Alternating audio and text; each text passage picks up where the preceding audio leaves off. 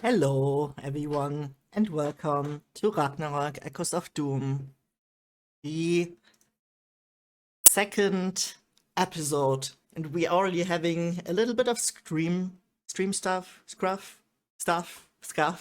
How are you all today? We're quickly figuring out the scream? Yeah, the scream. This theme, this Twitch the stuff not working. That's what I'm trying to say. Before we will dive into our second episode of our D&D Norse mythology actual play series. For those of you who have not been here, hi Evelyn, welcome in. I was vibing at hard to the starting music. Yes, it is a good vibe. For those of you who have not been watching this, thank you so much for joining the clan. Thank you for the follow. For those of you who have not been watching the actual play series before, please check out the content warning panel below. It is a quite grim-dark series, and it is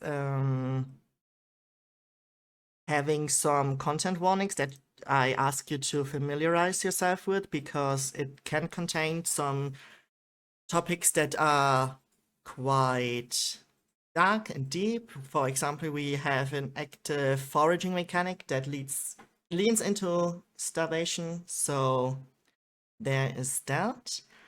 We have the setting is Fimbulwinter, where we have an everlasting cold, so extreme weather. The party has to endure hunting for food, not being able to find shelter. You can find all those panels below, all those content warnings below the panel. Please check them out before you dive in. And as I say every time, please make sure that you stay safe. Your mental health comes first. So this is very important to me, that you make sure that you familiarize yourself with that. Let me get some stuff out of the way. Because my computer is not behaving as it should be right now. But it's very lovely to see so many of you here. And soon I shall appear as well and introduce everyone properly. Because I have an amazing cast of people here with me today.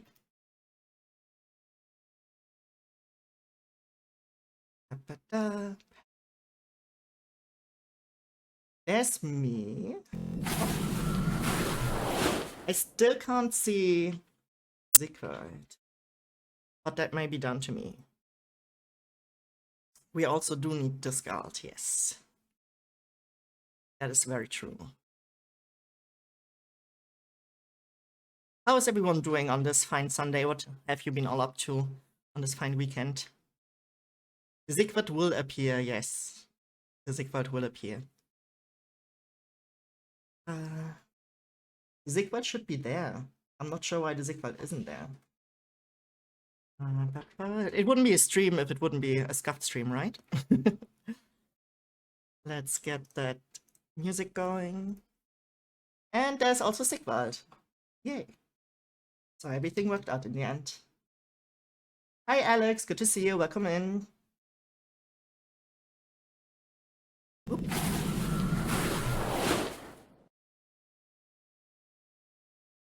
Right. One more thing to sort out, and then we should be able to start. Thank you all so much for your patience while we figure this out. Technic truly has not been on my side today. We also got stuck in a traffic jam, and everything is a bit, well, a bit scuffed, but we'll figure it out. Wrinkles, iron, something like that. So we can start shortly. So cool to see you on stream after meeting on Discord. That is very sweet of you to say. You could probably see the party already talking. Oh, right. I shall introduce you all properly in just a second. Here we go. Look. Now it should be. Thank you so much for the lurk, Faye. I really appreciate it. Hey, Sable. Good to see you. Hi, Illo. Let's start, I guess. Ba, ba, ba, ba, ba, da, ba. Well, most of you already know me. I'm When you go into Danevirke. your Twitch emote. I'm Danevirke, your dungeon master and seer through this dark fantasy adventure. And with me, I have a host of soon to be very messed up people. We are doing this Dark Fantasy Norse Mythology D&D 5e adventure, and with me are 4 brave souls, ready to battle beyond the seas and traveling Yggdrasil. Let's meet our 4 players. Who wants to start? I'll go first, seeing as I am furthest to the left. I'm Cormac, the Irish barbarian thrall who was taken from his homeland, but is now helping the group go and find glory for the gods and the Aesir, as well as eat and drink as much as I can. Sounds good. Eat and drink as much as you can. In Fimbulwinter, we will see about that. Oh, my toe. Oh. Who else is in your party, Cormac? Well, I'm the slave, so I can't introduce them. That is very true. I believe it's next Flakari. So, yeah. Hi, I am Flakari, a Goliath druid who has joined this rabble, shall we say, on their journey. Yeah, interested to see where our adventures and our endeavors take us.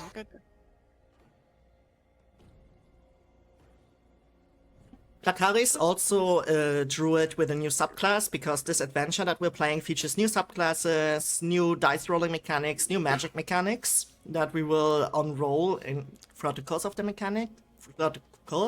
journey. Flakari, would you like to tell us more about your subclass? So, I am a Circle of Yggdrasil druid, which means that depending on what plane of existence I am existing,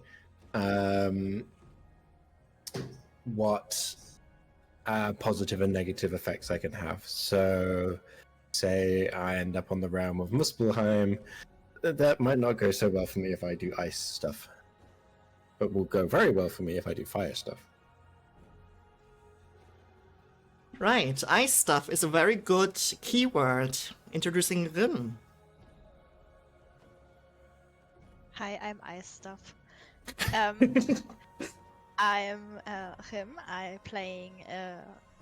Tarvin. I'm playing Rim, a Goliath sorcerer with the Yachun subclass. That means that the subclass is very much built around cold and like doing cold damage, and I'm also a bit more resistant to cold. That's why I didn't have negative effects of the cold last session. Otherwise, I think I wouldn't be so well anymore. Yeah. Probably not. Last but not least, our heroic storyteller. I am Illuated, and I am playing Sigvald Svensson, the totally normal cleric of Odin who's not a warlock at all. And yeah, it sounds like we have a new party tank, Hrym, as the only person who can recover in the cold.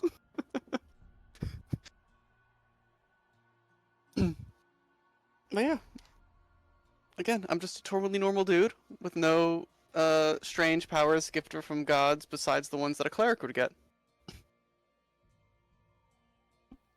Totally not. No. Totally not suspicious at all.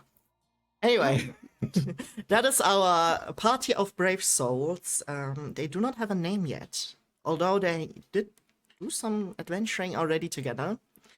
Maybe they will find a name today, if they survive. Sigvald and friends.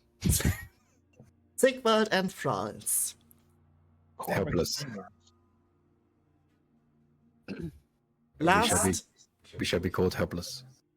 Sigvald and the Helpless. Okay. I hope you're not helpless, because the last session you ended up on the road to the Danevirke. For those of you who are unfamiliar with the Danevirke, that is basically a Viking fortification system. Imagine kind of like the Great Wall in Game of Thrones. Sort of like that. Maybe not quite as high. Probably more people and more guards on that road, just in general. But other than that, same idea. And I think you believed, I believe you killed more than once. And it was boars. You seem to have a thing for boars. But yeah, who would like to do the session summary?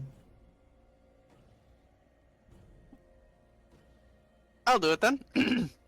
So, from what I remember, last time on Riyadh, so we came back from our previous adventure, which we killed 1,000 boars, and, you know, all by ourselves, single-handedly. We each killed 500. Each one of, you know, the party members, of course. Thousands of boars died. And yeah, we're heroes now. So we went back to the keep, or longhouse, as I believe it's called. And we met with the queen, reported our success to her. They threw a little party for us because we're that great and awesome. Met a couple people, some of interesting, some were very interesting, some were weird. We did not get killed by the shield maidens, which I think is a plus for me. And after that, we were told that the king and prince, or I believe it's the prince, were kidnapped by the Angles. And we have to go rescue them now. To do that, we are going... I'm going to say south, because that's how I know the geography, but I think it's north, technically, on the map. Going to go north, so we can go to the city that we have written down here. We are going to... Danevirke, which is the first destination. And then we go to... Helsdor to go on a boat to go to Anglar. And that is our plan. And on the road to Danevirke, we encountered another boar who wanted vengeance for the brutal massacre we performed previously. But he was, of course, no match for us. Really experienced boar slayers. One of the things we did notice, though, is as the boar died, it was in some way enchanted by some dark magic that dissipated on its death. And I think that is everything, except for it being really cold and us not being able to get a good night's sleep. Did I miss anything? Would anyone like to add anything to that boisterous tale? No, that sounds all good. Sounds completely real and all true. All true, yeah. Word for word. Second half, at least.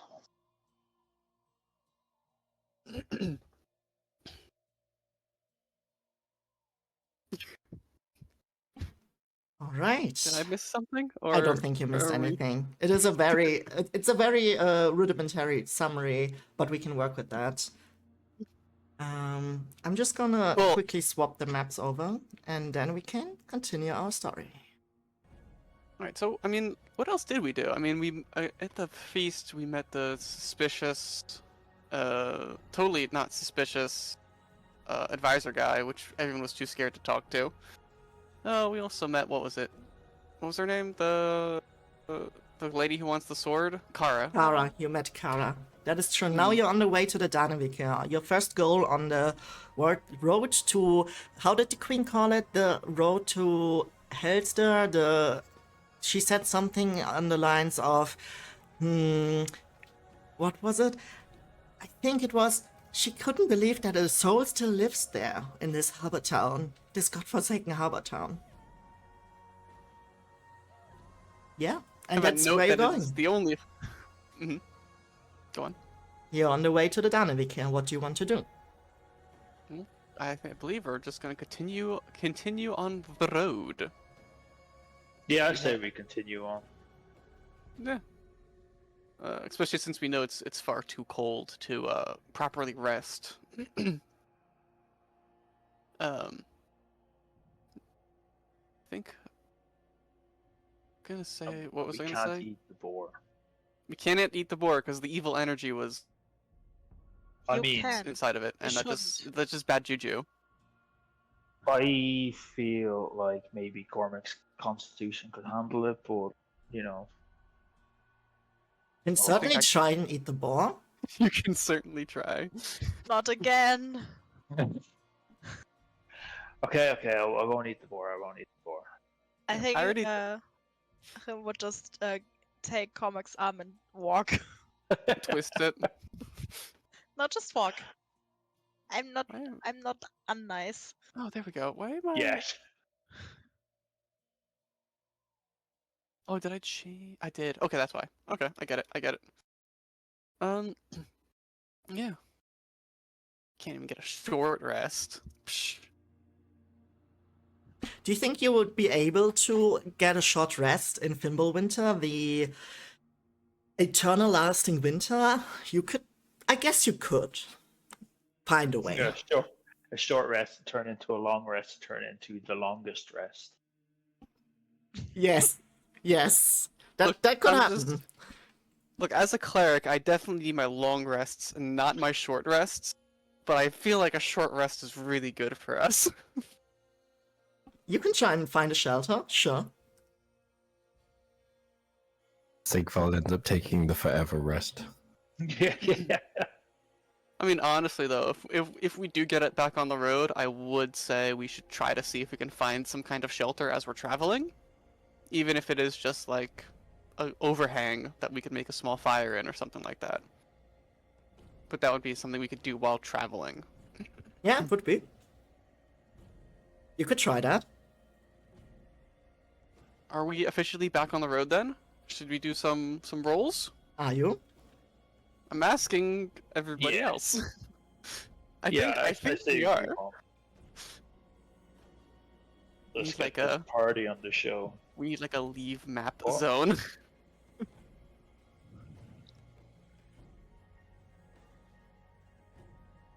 Placari. Oh yeah, I'm coming with you, don't worry. Okay. Get over here then. Get to the leave map zone that we've just decided is Rim. Yeah. There we go, we're all here. Away! You said last session. I think you said it's afternoon by now. Yeah, it is Right. afternoon by now, and you're on the road. I don't have a specific scene for that, Oh, okay. so you're on the road now. It will take you a couple of days. Luckily for you, you were gifted horses. They go, I believe, 60 feet, if I remember correctly. So, generally a day, I would say, because it's difficult terrain, because it's the everlasting winter, you can travel 12 miles per day. Because usually you could 12 miles, yeah. You can travel 24 miles per day. It's difficult terrain, so we halve that, because that's a preset of the setting that everything is difficult terrain outside. Can we fight from horseback? You can do mounted combat, sure. Ooh. If you're that's successful, that's another question. I do Oh. not want to learn the rules for that, so I'm gonna There's just no not system. while I can. It's not the rules I want to learn, it's how inefficient it is. The question is, do you want to risk your horse like that? Fair. I Okay. wouldn't, and I think I couldn't take anyone with me because I'm huge. Poor horse. You can mean, have a you're still Shire medium. horse.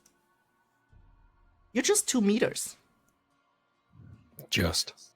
Yeah, you're still only a medium-sized creature. So Yeah. you could have a horse.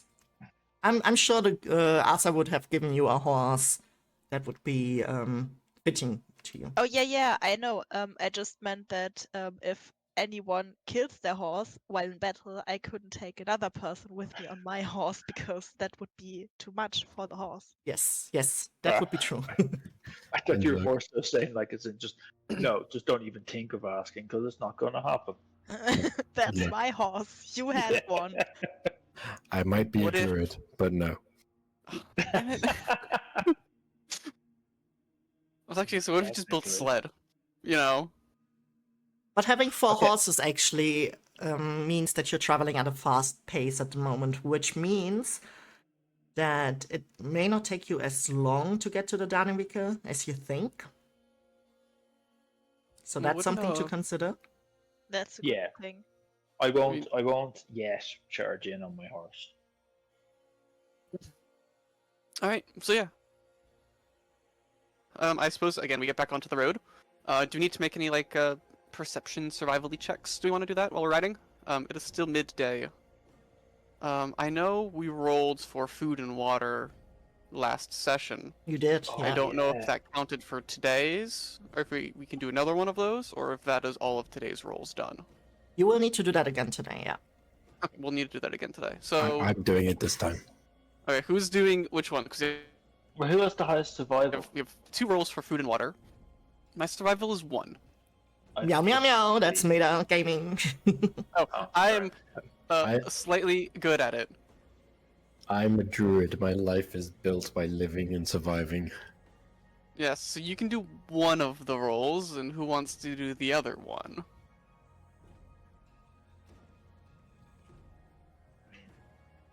I'm hearing a lot of Cormac's a thrall, silence. so Cormac's a thrall, so he is fairly decent at getting stuff that he needs that Yeah, I could he also might do the other necessarily one. should be. We can. I can try to get us water today.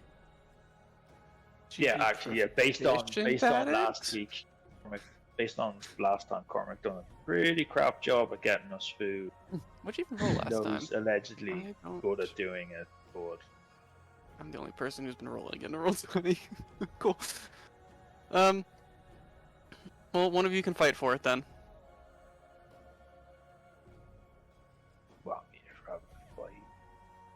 So Flakari's looking for food and Rim's looking for water. Sounds good. Sounds about right. Okay. Actually, what we should instead decide on, oh shoot, that would be another survival check, I would assume. If we did want to look for shelter, again, I'm only slightly above average at survival. So, I don't know if you're better than that, Cormac. Yes, Okay, so seeing as you've I have been. to do everything for you. Yes, you do. So you shall be looking for potential sites that we could shelter for the night, and then I will be keeping an eye out for any potential dangers that we might run into. Plan. Go. Plan, action, roll. Yeah, if I may, if we may, DM with your grace. with your blessings, You can certainly try. preferably with your blessings. Preferably with your blessings, please, DM.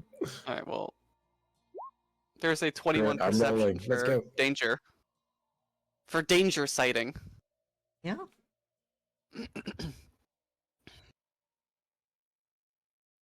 A 21. Perception for danger side.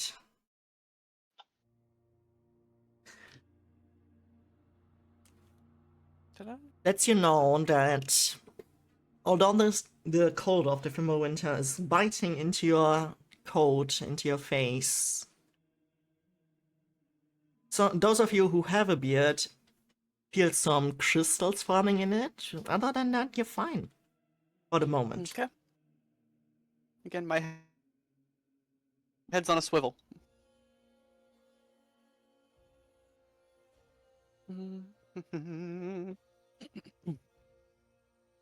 Cormac's useless.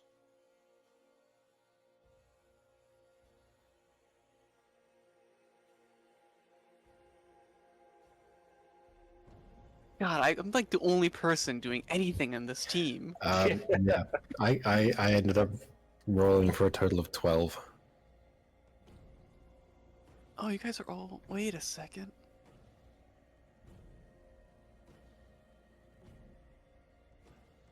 I rolled 17. Ooh, la-di-da. We know who the survival expert is then. 17 on the mean- danger check. No, on the water Water. check. Yeah, you managed to scoop up some snow, melt it in your hands. You have Wait, how water. are they? Throw it in How are anyone's they face. melting it? Miss Ice Cold over here. Look. I have my methods. Yes. You don't need to know about them. Them has their mysterious ways. Mm-hmm. I'm very mysteriously looking for water, and I mysteriously found water. Alright, cool. Cormac just points at a tree and he's like, "We can sleep next to that." It's completely out in the open on a hill. Let's just keep walking. Sure. And Are then you walking or flash are us. you riding? Oh, riding. I'm not using We my are feet. we're I most can't help it. definitely riding.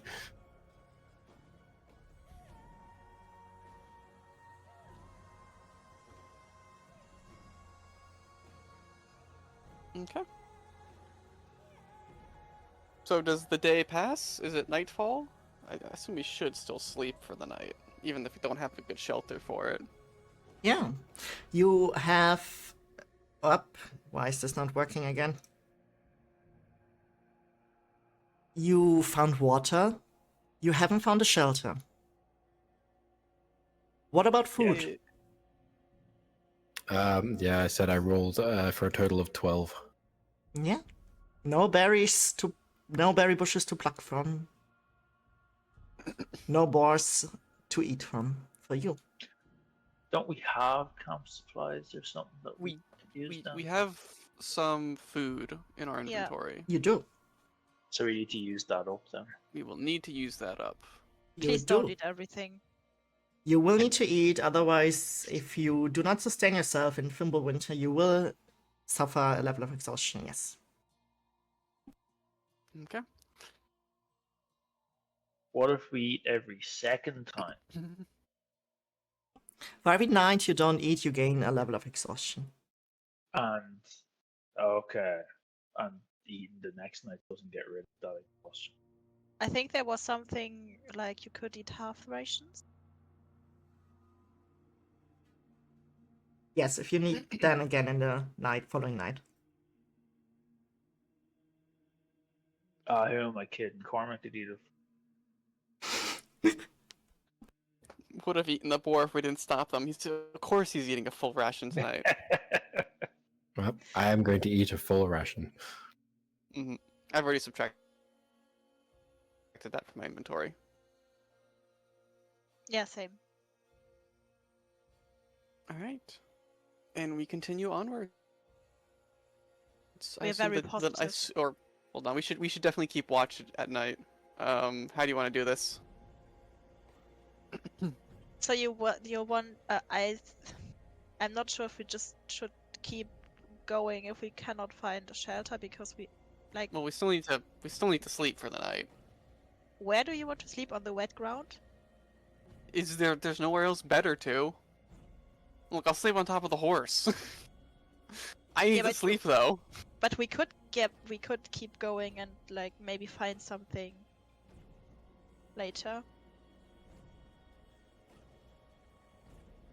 It still just feels like a bad idea.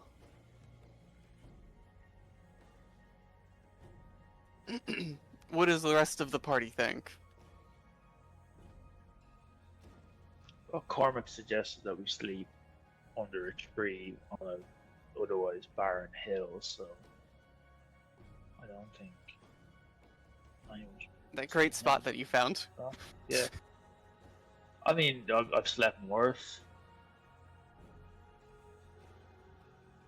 And we should rest, otherwise we'll end up causing ourselves danger in the future.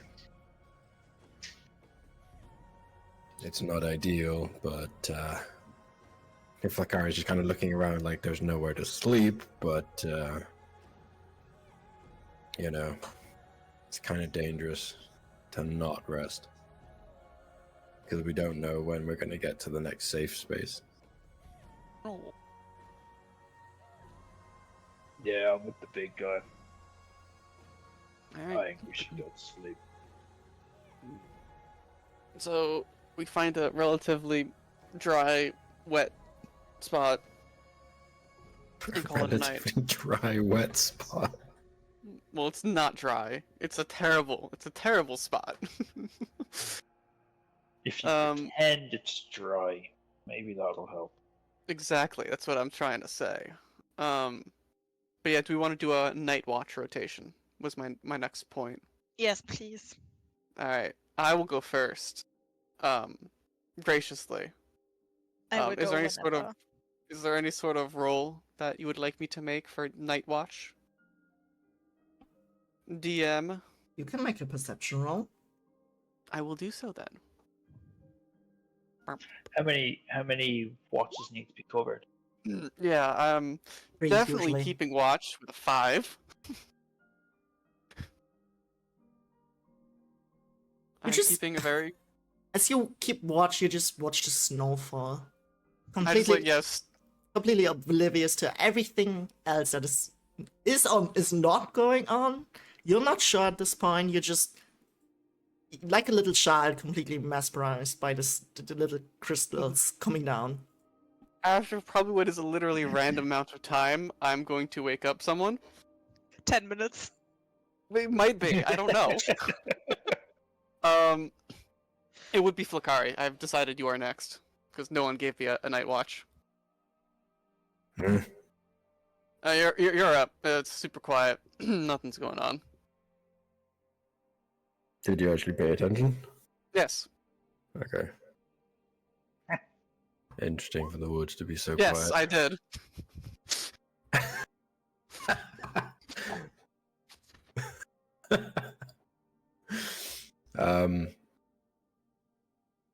Flickari's not gonna question it. He's just gonna sit up, get himself comfortable, and take his watch.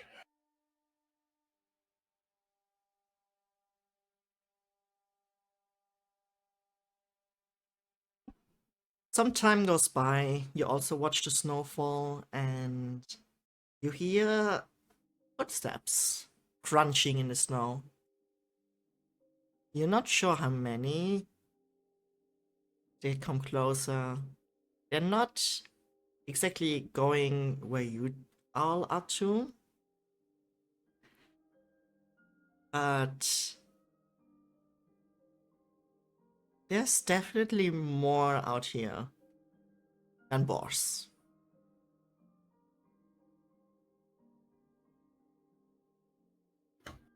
This might sound like a weird sort of question, but are they making sort of like any, other than the sounds of like crunching footsteps in the snow, are they making any sort of other sounds that Fakari might be able to pick up off of? You hear them muttering to yourself, but you're too far away to understand what they're saying. Fakari's just gonna like mutter to himself and just like pick himself up off the floor. Like, I wish people would talk louder when they're trying to be quiet. And he's just gonna like try and sneak a little closer to whatever's making the sound.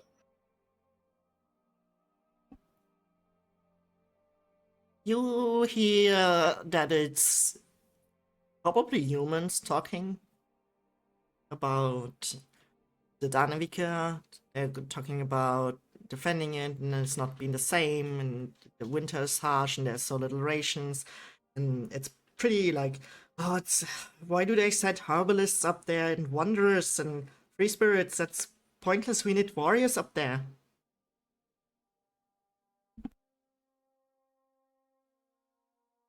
Hmm. They don't seem hostile, from what I can tell, right? Or do I need to roll a perception on that? No, Doesn't sound like they're hostile no, they don't seem hostile at the moment. at the moment. How far away are they from me? Hard to say for you, really. Like, they're close enough for you to hear them, and far away for you not to far away enough to not make out what they're like, really. So, but they seem to be going in the same direction as you are.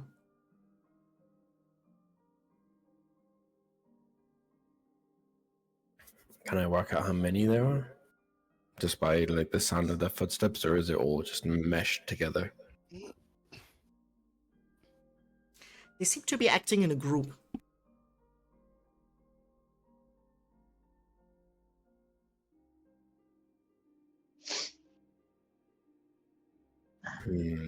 Okay. Fakari's going to take a mental note of it, and he's going to just slowly creep back to the group. Because while they might sound like they have useful information, he doesn't know who they are. Or does he? He's going to get a little closer to the group, the group walking past, and see if he can spot any sort of recognizable signs or wear. See if they are friendly. Make a perception check.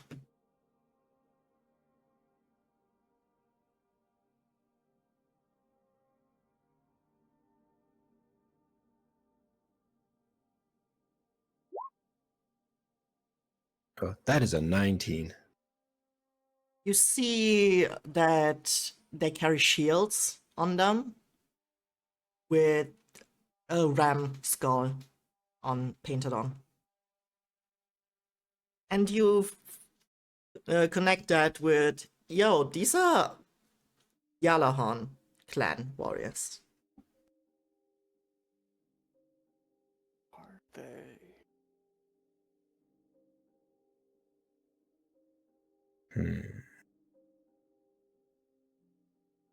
Now, what are they doing out here?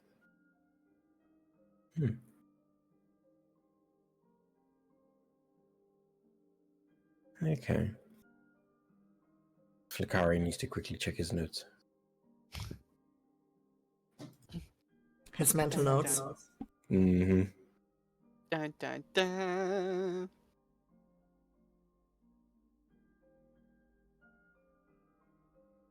Okay, rather than approach them during the night in the middle of a forest, he's going to slowly come back to his group, and then sit himself down where he was too, and go back to his watch.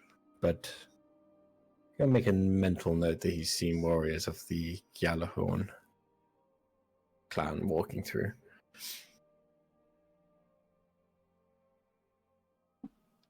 All right.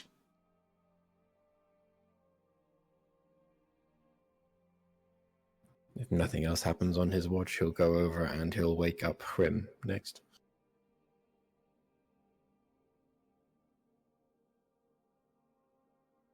Just walk over. How was your watch? Well, I mean, Sigvald told me nothing happened, which I find hard to believe considering on my watch, some warriors of fighters of the Gjallarhorn clan passed nearby. Yeah, but they just passed, or They were complaining about needing to needing to defend a place, but they were sending the wrong people there, herbalists and what else have you. They should be sending warriors to Danevirke, but apparently it's not so well defended. I did think about making myself known, but middle of the night, me in the middle of a forest, group of warriors, might not go so well. no, I think it's better that way. So you might be hearing some foot traffic coming through. There may be more of them. Okay, so thank you and have a good rest. I need to ask Sigvald what happened in his watch in the morning, but yeah. Yeah. Let's see if that's helpful.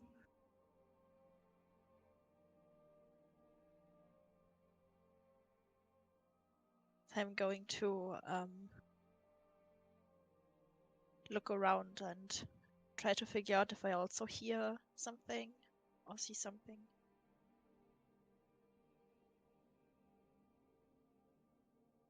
Make a perception check.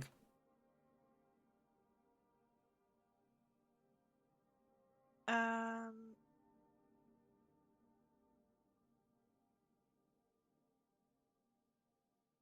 sorry, 13.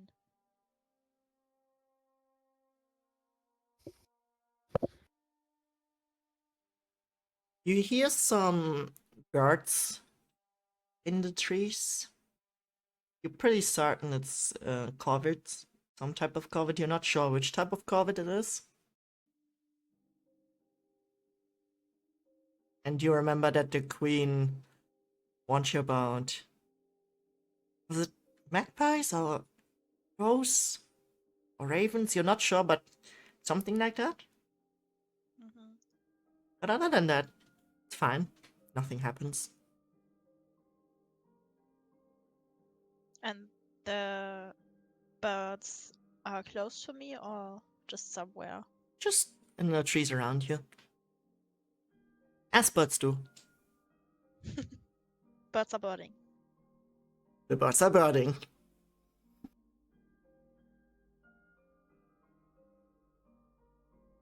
While I'm listening to the birds. Yeah, I just look around and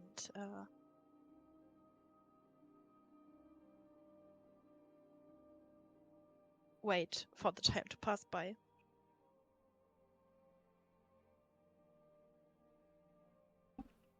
As you wait for the time to pass by, you just get a little homesick with the snow falling around you. But nothing happens. Your first night goes by relatively uneventful. Everyone needs to roll for survival, please. Nice, Cormac got a full sleep.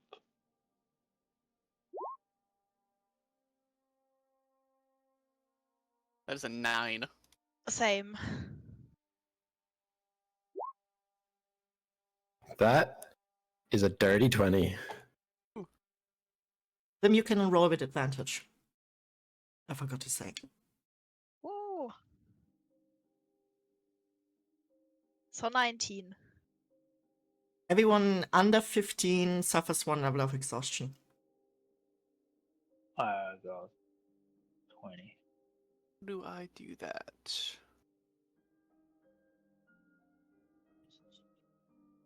Easy button for me to press for that.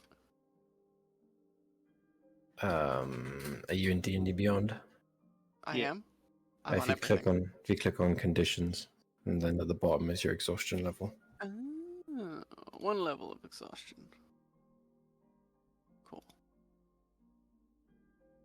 For those of you unfamiliar with D&D 5e, 2014 rules, because I think they changed that in 2024, but we stick to the old good rules. I say good rules. Some cool, new stuff is cool in 2024, but we stick to the old stuff. Exhaustion means you roll ability checks with disadvantage at all time. Ability checks. Is that even when you have one? Pardon? Is that even when you have 1 level of exhaustion? Yeah, that is at 1 level. It stacks up. Okay. 6 levels is death. That's the forever sleep, Got it. not the forever rest. Alright, so the next day passes. Let's just, run it back, right? So one of you, what is it, Flakati, find us food this time, because I am hungry. You say run it back. We're not fighting balls again this time, are we? Why not? We're so good at that. Hrem, Right. you will find us water. Cormac, do your best. Find us a shelter. And I There's will nothing wrong definitely with that be paying tree. attention as I rub my eyes, try to be awake. And I'll keep an eye out.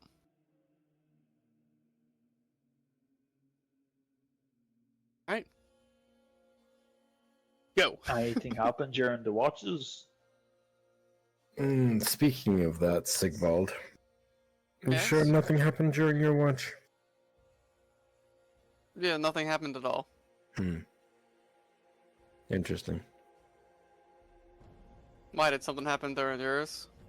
During my watch, there was warriors of the Gjallarhorn clan passing by, Oh? heading. Well, I suppose Flakari should have checked what direction they were heading. Mental note to check that next time. Did not say it was the same direction we were traveling to Danevirke? Yeah, they went traveling in the same Danevirke. direction to the Danevirke. Thank you. Yes, they were heading up to Danevirke. How do you say that, DM, properly? Danevirke. Danevirke, thank you. They were heading up to the Danevirke, but they were complaining that they had been sending up herbalists and all that sort of stuff up there when they should have been sending warriors.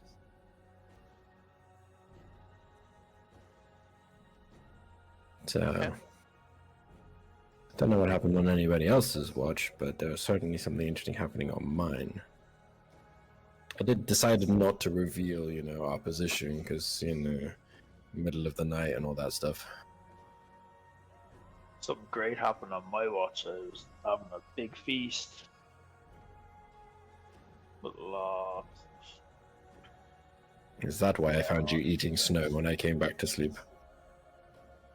snow. No, it was chicken. Mm. It Alright. tasted very cold. Well, if we run into those Gallahorns, I guess we can say hi. See if we want to help them out or they could help us out. But I say we just get our, boots on the ground, feet on the road. Get moving. I will, of course, make my perception for danger. Which is a double 9. You're rolling with disadvantage. That is with disadvantage. Okay. With That 9, is 2 9s. double 9. Hey, Have I What is rolled? that? Sorry, that's my. Is that my? That is my 4th 9 in a row. Maybe your dice are cursed already. It's roll 20. I'm rolling in roll 20. You're just mesmerized by the snow. Yeah, I'm tired. I Right. did not sleep well. No, you didn't. You're quite exhausted, and the snow just keeps mesmerizing you. Yeah. I have a question. Does it, when we don't have shelter, it does not count as long or short rest, right? Yes. Okay, good. I rolled 18 for the water. Yeah, you're proficient at water gathering, I guess. Makes Um, sense with the background. And I'll let you all know, Flakari just rolled another dirty 20. Nice. Oh, So we're good on We're food gonna and be stuff. eating berries tonight, boys. We ain't sleeping well tonight. No. Yeah, what no, are you we're not. finding? What are you finding for food? Yeah, Flakari's literally gonna be looking around to see whatever he can scavenge in this frozen landscape. Knows he's not gonna find much, but just anything he can set his hands to. If it's just a load of berries, it just ends up being a load of berries.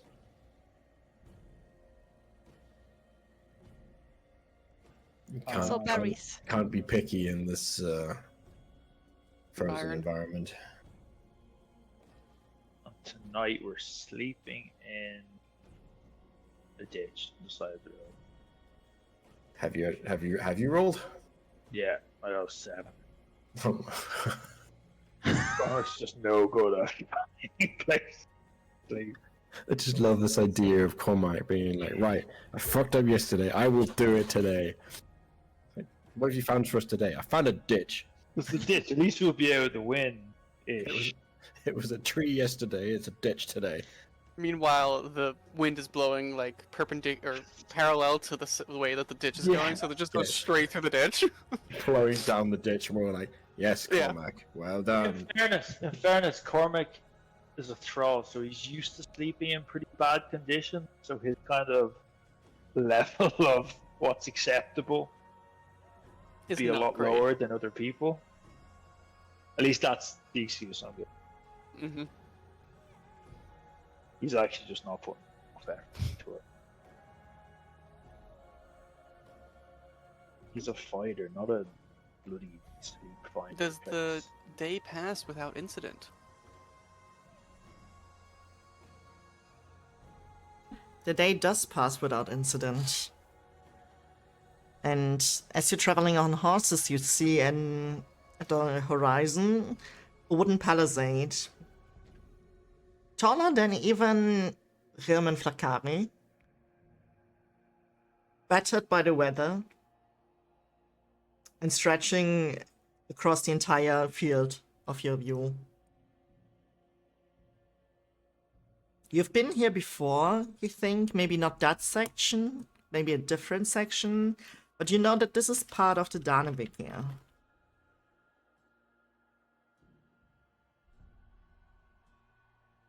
We made it, or is that like a tomorrow thing? You think? Looks I at think we rest and just steam. we should just try to get there as fast as possible. I was sleeping in a ditch. Maybe if you had something better than a ditch, I'd be willing to say to spend the night out here. But I'm all for hoofing it and getting there by today, if that is an option. Which it looks like it is Evidently the so. option. It is the option, yeah.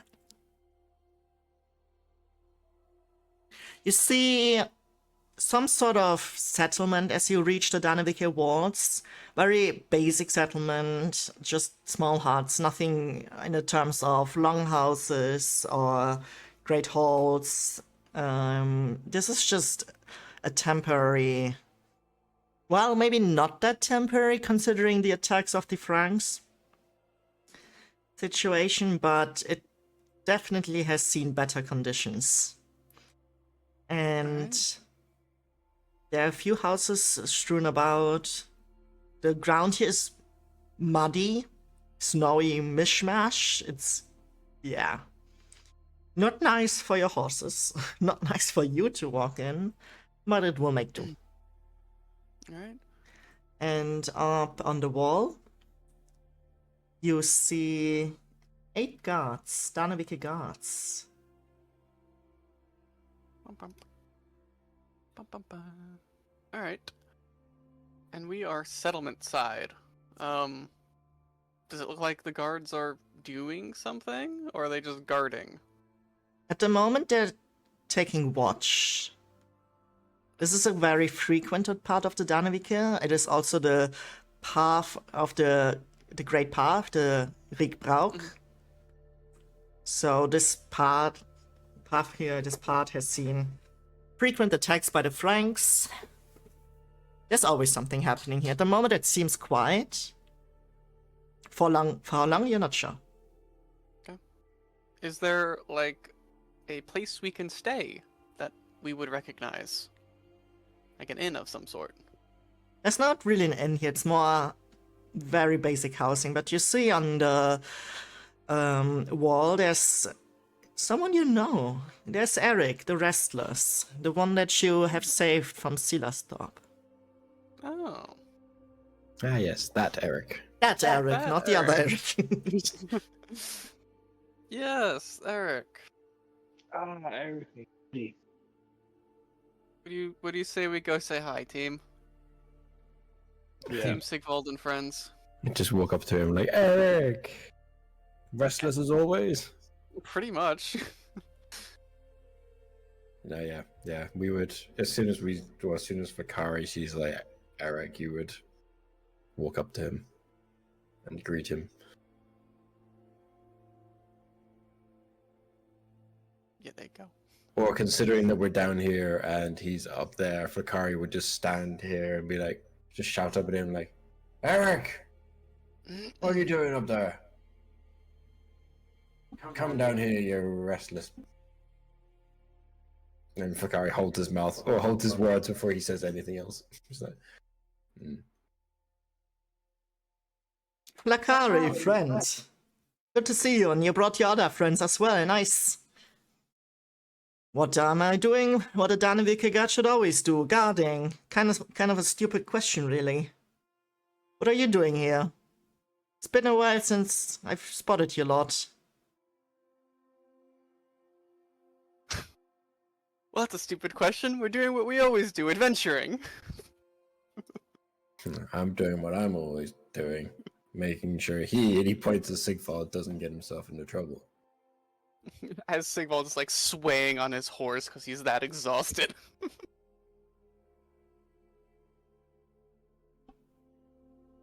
Well, looks like you need some shelter. Well, you're welcome here in our settlement, I guess, if you want a long rest. But I'm fine. I just need a couple hours. Cormac this, kind of scratches his beard. He's like, any drink? Any food? whatever you can find, friend. It's all out there. And he points back to the border of across the lands. But who knows what Frankish fiend will fight you there.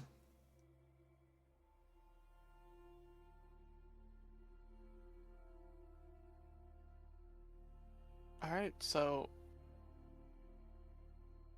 Okay, we just points at a random house, just stay wherever we want for the night? Sure, you're my welcome guest. You saved my life. I owe you. Alright, sounds good. Yeah, we'll just... Points. I'm gonna go sit over there. This one. I've decided that is my house now.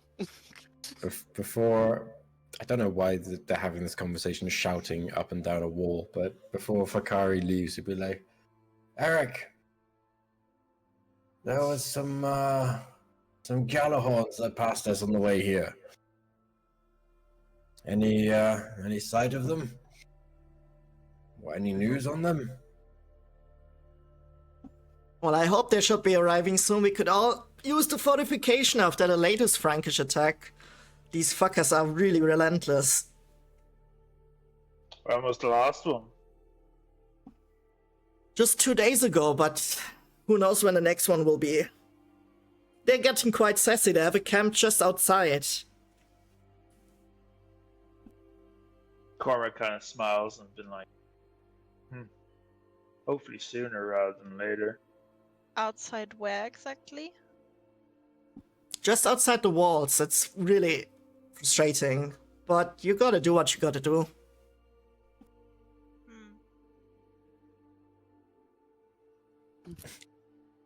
Flakari kind of turns to him with a mischievous kind of look in his eyes, like, now we could go up on the walls and cause some issues, and they couldn't actually get to us. Cormac smiles. Like, where's the fun in that? What do you mean? They can't come and get you. That's There's the no best- fun unless you can see the white of their eyes. Oh, they can come and get you. They have fucking ladders. Even if they get a chance to raise the ladder.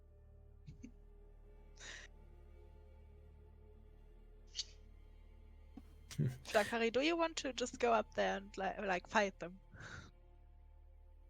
Well, I mean, it would be fun, but yeah, I'm not gonna do it on my own. We And can it do seems it like- tomorrow. Cormac Okay. looks at you like, do you think I'd let you do it on your own?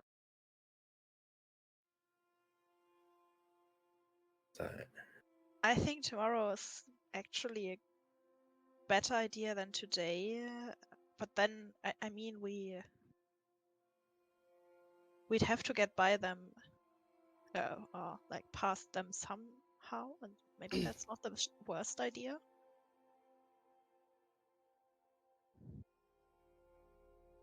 It's best to do it while we have some friends. Yeah, but let's not do it today, as long as they don't attack. Maybe Because wait. I think, looking at Sigvald, I think there could be an issue with someone.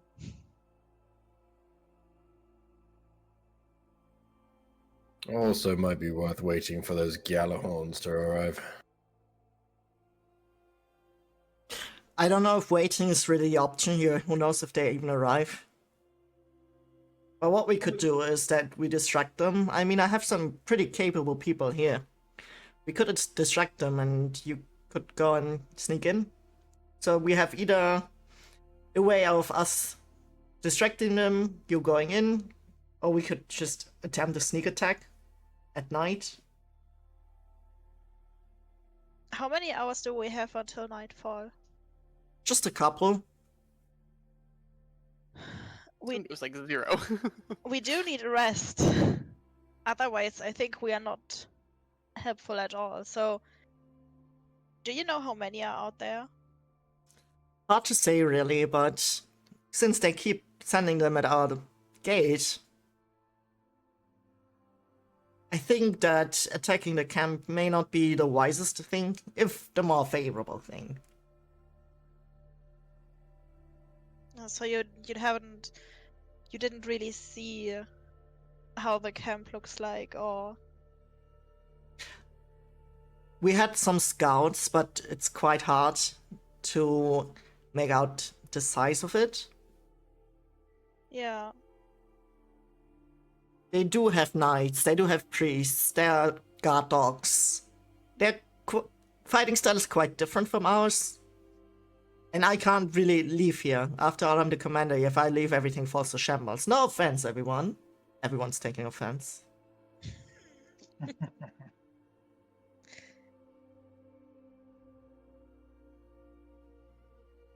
I mean, when we are,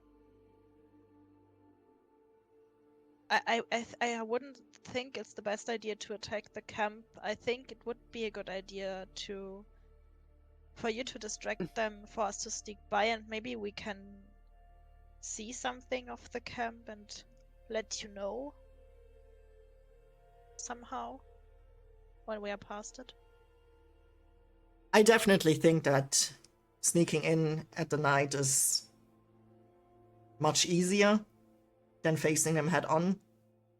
Even though I will say that's the preferred choice. But it can be difficult. They're quite well set up.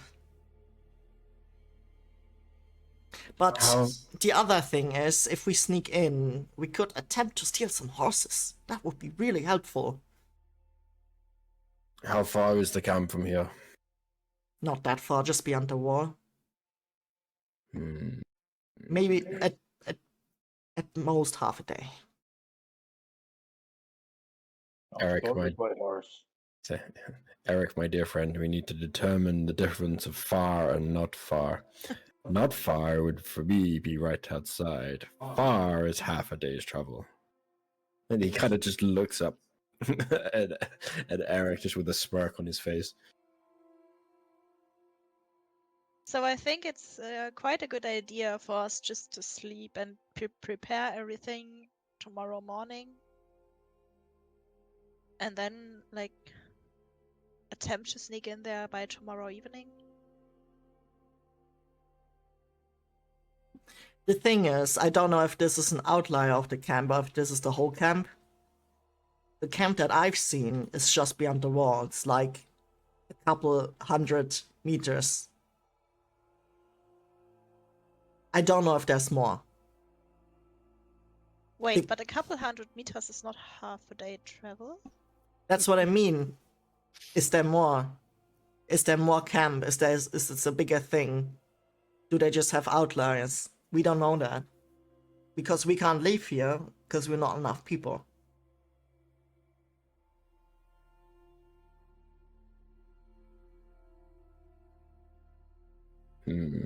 Eric, my dear friend, I have an idea, but I don't think everyone will like it. I can make myself very small, maybe like the size of a mouse. And I can go outside and maybe find something out. Maybe. Half a day's march as a human, and you expect to get fired. Wow, more just the ones outside the gate. Maybe they give away some information.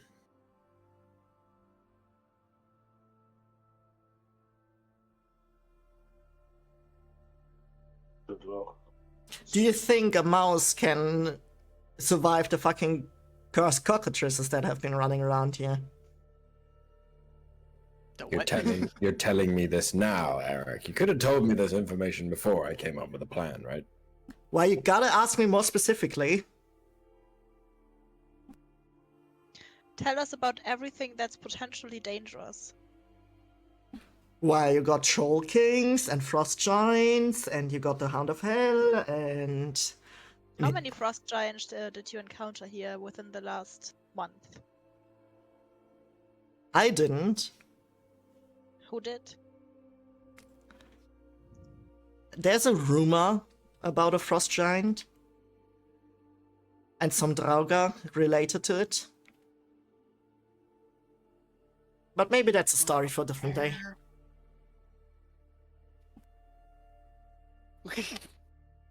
Okay, so what did you say? None. Go keep going. Sigvald is house shopping. I'm trying to rephrase the question.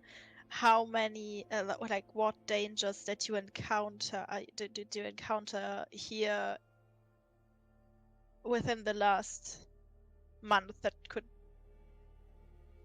you or one of your people, not rumors, just facts. Mostly Franks. Fucking Franks, to be fair. Knights, priests. Dogs.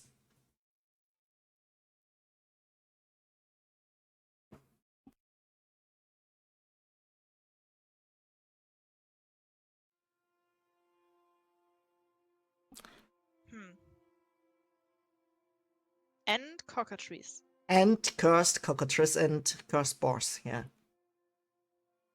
But that's pretty trivial by now. Pretty trivial. I mean, we may have encountered a cursed boar on the way here. So, Yeah, the land is just cursed. well, I don't know. Some of us like the cold, and he looks back over at him. I don't know what's wrong with the cold. So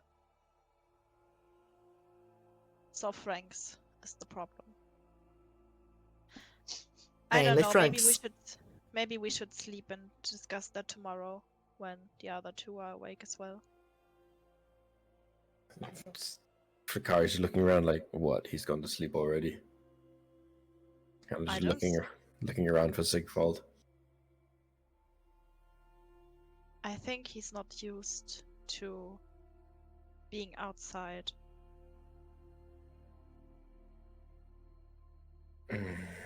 He's not used to many things, I bet. Well, Eric and Fikari would just like slap him on the back. I guess it's time to think on what plans we shall be making. As you slap him on the back and you look at him, you see that his skin is a little grayer than usual and his eyes are a little bluer. No, we'll just flee the wall. The Fikari notices that, yeah. Yep. Oh, Rim didn't notice. Rim will not flee.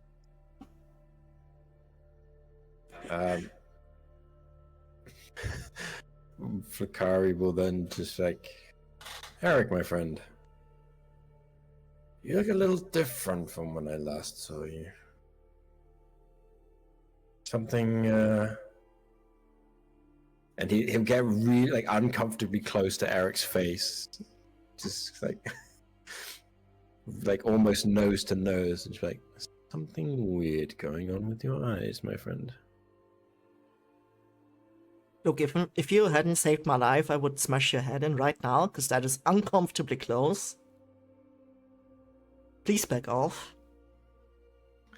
Flakkari slowly moves away. She's like, well, you know me, Eric. I do things differently. Or strangely. It's all a matter of perspective. True.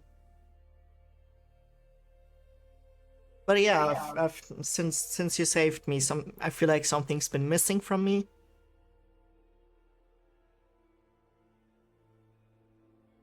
But you know, more important shit like the fucking Franks. Does the more grayish skin and the bluish eyes, does like that spark anything in Flakkari's mind, or? You're not sure.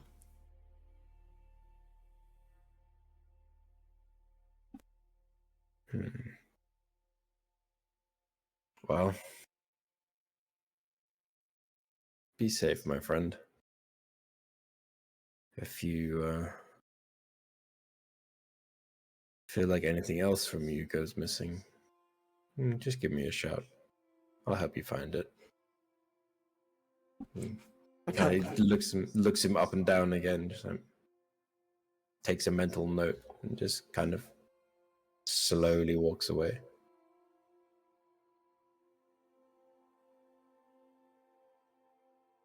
As he gets to Hrim, he'd be like, Hrim, there's something weird going on with Eric. Let's talk about that in private. Yeah, private. Wink, wink, nudge, nudge.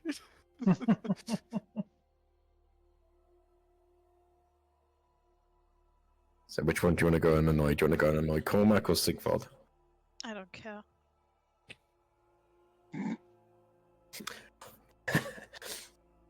Sigvald, I have a question. Flakkari just runs over. Okay.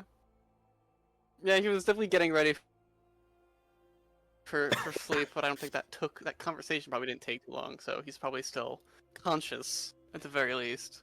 Yeah, what's going on? You're getting ready for sleep. All of a sudden, Flakkari just slams the door open. We're like, Sigvald. Exactly.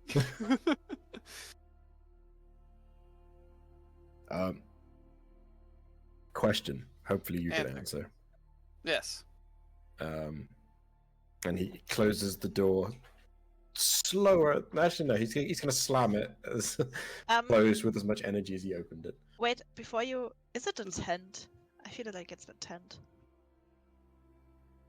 I think I would It's just like a go... small shack.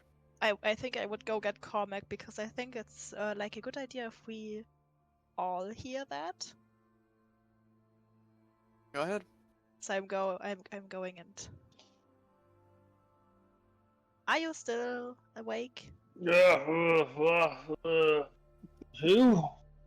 You! What? Me? Yeah. Yes. Yes, I'm awake. What? Can you come with me, please? We need to discuss something. 5 Sorry. minutes? Hmm? 5 minutes? Nope. Get up. I can't control. He does stand up and walk over. He's not actually just crawling over. Cormac does his best, like fucking toboggan impression, and just slides on the ground. Or it's just for him, just grabs him by the leg. It's like, no 5 minutes. Yeah, 5 minutes. Nope. Now grabs you by the foot and just relax. I look at Flakkari. Now you're allowed to slam the door. What's Right going on, Cormac. Slams the door. So I mean, you saw we were having a chat with Eric, right?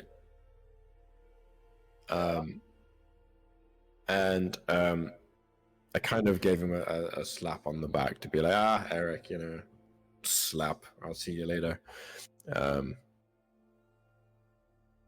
He looked different from when we last saw him. His skin was kind of grayish and his eyes were blue. Or they flashed blue. Now, from what I remember, now I have had a lot to drink and I have slept a lot since then. That's not normal for Eric.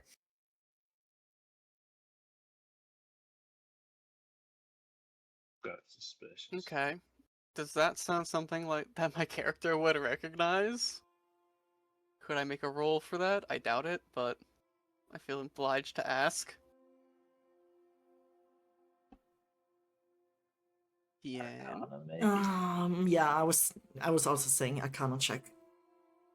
Oh yeah, I'm really good at those right now because I'm tired. Yeah. Can I do that as well, or? Oh, that's a decent roll. That's a 12. Yeah, you can do a group check or like an all if you want to help. Yeah, sure. Yeah, I want to help. Mm-hmm. So, if I had help, it would still be a 12 because that would negate my disadvantage. Unless I had a second dose of help. Didn't you roll a 17? Yeah, but I rolled a 12 and a 17, but the first roll was a 12. So if you Ah. ignored the disadvantage, the second roll, Okay, okay. it would still be a 12. Good. That's how I would do it, unless you want me to just completely re-roll it with no advantage. no. For me, disadvantage is you roll twice and pick the lower roll. Yeah. But if you get help, then it negates the disadvantage, but then your first roll would still have been the 12. Yeah. So unless I can get a second dosing of help, which would turn this into an advantage roll, well, that feels kind of cheaty. Yeah, and the fact that the DM's already said that Flakari kind of is like, when it comes to this sort of thing, so he wouldn't make sense for him to help. Okay. So yeah, 12. The roll stands. You know that this is unhealthy. Like, it's not like you are a healer or herbalist of any sorts, but yeah, this kind of reminds you something along the lines of why is Eric called the restless again? The sleepless. Does Eric even sleep?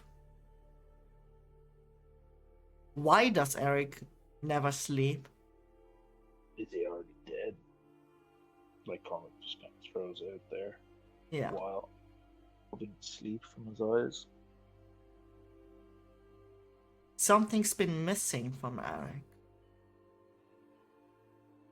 What Out is of that? character, I know exactly what I think I know Yeah. exactly what's happening here. Yeah, In character, apparently I don't have a clue. So Yeah, same. yeah, Yeah, Flakari will So- add that he did say that he was, he felt like something was missing from him. yeah, it sounds like some kind of definitely not a healthy habit. It seems like it could be something magical in nature, but it's not something I've ever encountered. What you gotta tell us? Missing the soul or something? Who knows? I mean, question actually. Are the undead Draugr we encountered, were they gray-skinned with blue eyes? Grey skin, blue eyes, white hair, almost mummified. Mm-hmm. How grey was But Eric's maybe hair? Eric just didn't have his vitamin C. Who knows? I would. That is where my character's brain would go. You think he's turning into a Draugr? Take it to the extreme. Well, Is it possible to turn into one of them while Yes, you're it still is. alive? No, I don't think so. Can we also like guard today the door, please? Rim is very Oh. scared. Oh, yeah, sure. Want me to take first watch again? I'll take Um, first this No, time, it's so- fine. We can still talk. I just wanted to like you shouldn't take the first watch, Sigvald. Okay, okay. Alright, so... So, into my corner. so what you're telling me is our dear friend Eric could potentially be turning Draugr. into a Droger after we saved him. Yeah, from the Draugr, Mm. you know? So when It's you the only said, thing that it's the only thing that makes sense. Perhaps that's mm, how they spread. to see like Fakari's face just get very stern and very cold, just like, well, so we basically just saved a man to have to kill a man. Yeah, we should do that. Be the I mean, first. maybe I mean, I can't say this with any certainty that that's what's happening, but it's the only thing that kind of makes sense. Yes, but have you seen the amount of guards? What do you think they would react when we just attack their leader? Perhaps we don't attack him until he changes. We because of don't how- even how know li- if that's what's happening. Maybe just because of how late it is. How about we take a sleep? I'm tired. I could think way better on this tomorrow morning. Yeah. Hmm. We could Maybe that's a also good be idea. wrong. Good. Now, good night. Rolls over. Yeah, I think Sigvald has a point. Maybe we should wait and see what happens, but keep a close eye on our friend Eric. Wait, I was Don't- supposed to watch outside. What did you say, Cormac? I was supposed to keep watch outside. How am I supposed to keep an eye on him from in here? I think it's fine to keep watch inside and just like. The door. Does it have a window? The house doesn't have a window, no. Oh, that's actually a good question, though. Can we successfully full rest in this house? You can So, certainly try. I would suggest we rest in here, keep the door closed, but whoever's on watch, keep an eye on the door, and in the morning, we take a closer look at the situation, not just with Eric, but with also the attackers as well. Yeah. Cormac, like, for him, like, keeping guard, will kind of sit with his back against it. So you also have that thing tries to get through. He's blocking it. And it also means if he does happen to sleep, they have to wake him up. You Kill can him. wake me up. When you're after your watch. Flickari's gonna put himself in the corner so that he's, even if he does sleep, he can still have a good sight on the door if anything happens.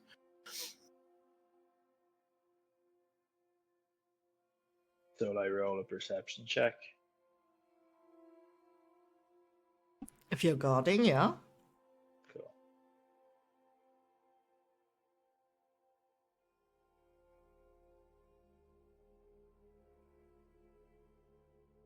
Got it instead of you. 20 instead.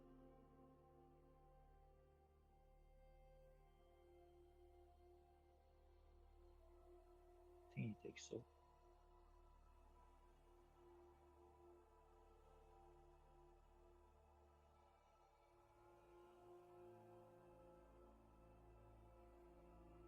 What did you get?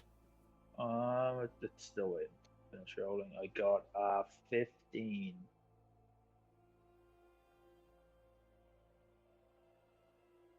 As you look at the door, you see that the guards have been swapped. Everyone except Eric. Eric is still just standing there, keeping watch.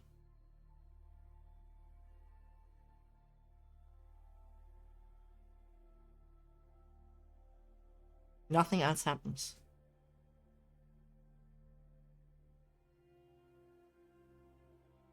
Eric is sleepless, restless. Suspicions. Suspicious.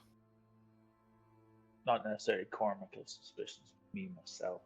Like, what's going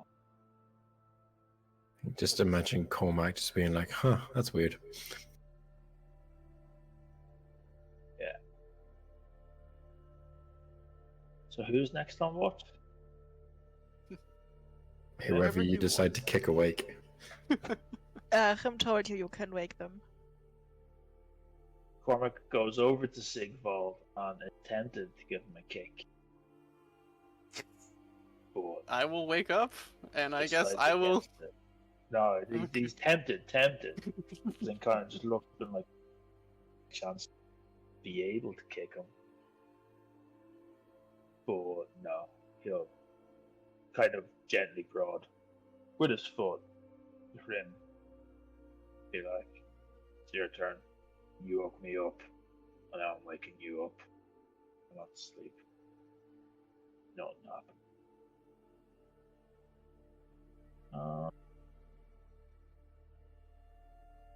Sleep here.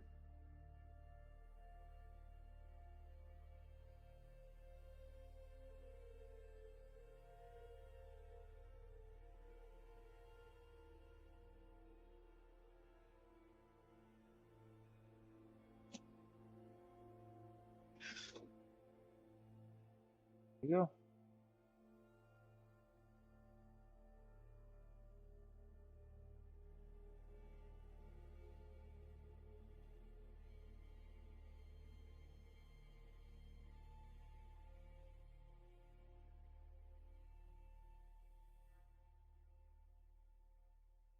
So who's taking watch? Grim. Clem. Them, perception check. Okay.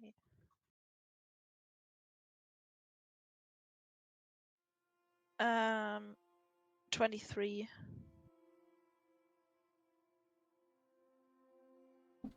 Perceptive.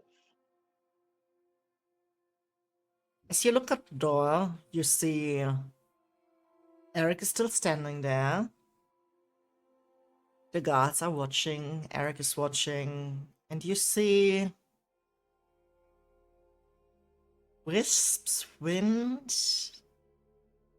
snow, you're not sure.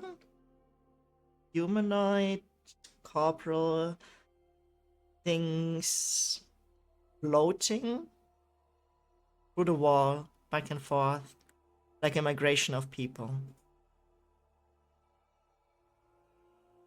They look like humanoid They look like out of humanoids. snow. Yeah. Kind of like a wheel type kind of snow, like something invisible has been covered with snow. Have I seen that before somewhere? Maybe you Something like have, that? maybe you don't. If you have, it's been a while. So I don't really remember anything that looks like that. No.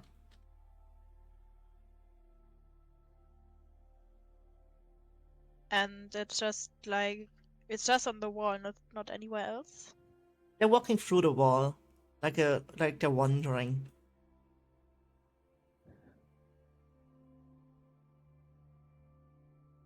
That's weird.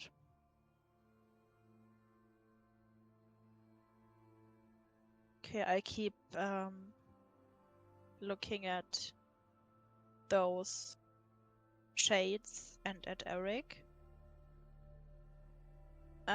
Try to think about if I have something that I've seen or that I've heard that looks like that, but I think I'm not very successful.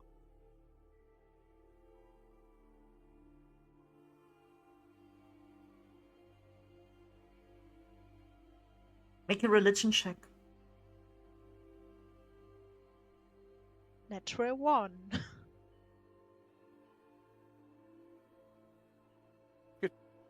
Show team, good show. Hmm? It's a natural 1. Good show team, good show.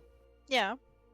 You have no idea if that's a trick on your mind, display of the snow, if that's spirits of the land, that's souls that for some reason haven't moved on. You're not quite sure what is going on, and you're even more confused by the fact that nobody at all seems to be bothered by it.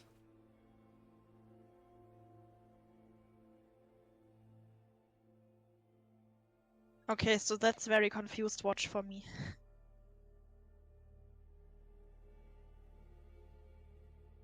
You kicking?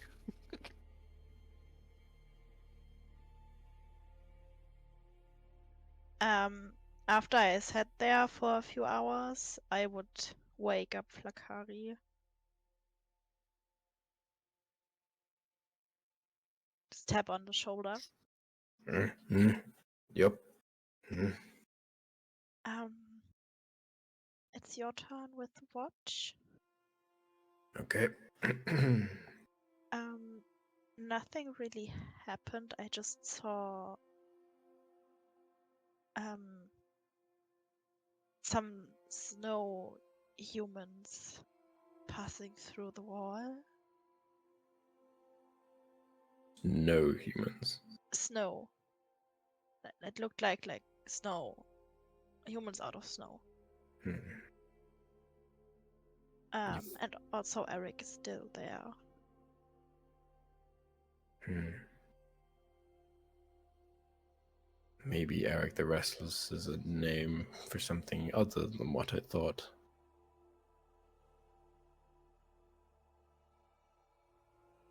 Hmm. Didn't he have the name before we saved him? Yeah. Maybe it takes on a new meaning. Oh. I guess I better go take a look.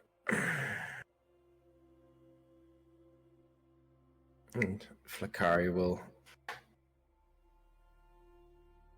take up position. He will actually take a look outside as well, just to see. He'll like, yeah, he'll go outside and he'll just see what Eric's doing, but also take in the surrounding area. Make a perception check. Let's go. Come on, Eric. Show me something weird. That is an 18. Show me something weird.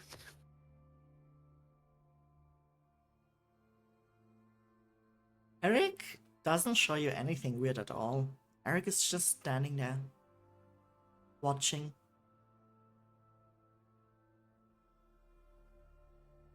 Is he doing like a patrol, or is it literally just a like standing stationary, staring off into the distance? Considering the sun is slowly starting to come across the horizon, he's starting to patrol.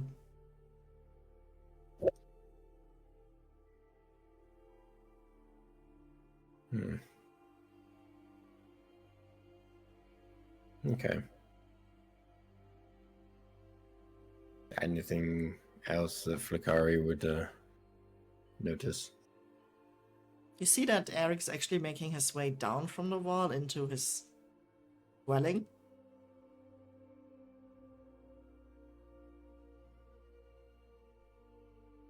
You're kind of tempted to go in, but you're not sure if you should. Which dwelling is Eric's dwelling? Go. Oh, the one that Cormac tried to steal.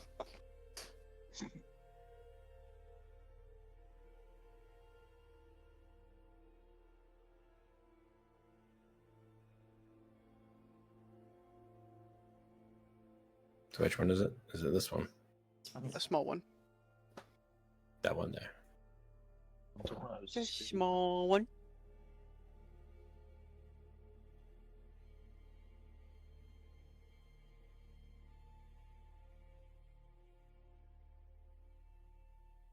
Or you can do anything else. We're gonna go on a 5-minute break. Break time. Break time! See you in 5 minutes. Alright, welcome back everyone to Ragnarök, Echoes of Doom, Battles Beyond the Sea, Episode 2, to the Danevirke, where we currently made it to the Danevirke and are now trying to figure out what the fuck is up with Eric the Restless, the Sleepless, and what is currently going on. We were just about finishing our long rest, so everyone can mark that. And Yay! yeah, everyone gets a long rest because Eric is your friend after all, and you were able to have some shelter in this. I think you all need new pixel chatlings. Let me quickly fetch them, and then we can continue. You sure?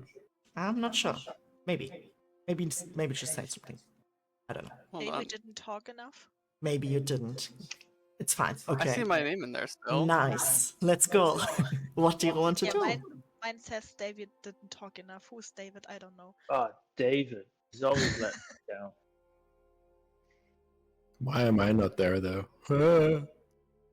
Yeah, so maybe Flocky Oh, there I am. needs a. Yeah. Oh, never All mind. right.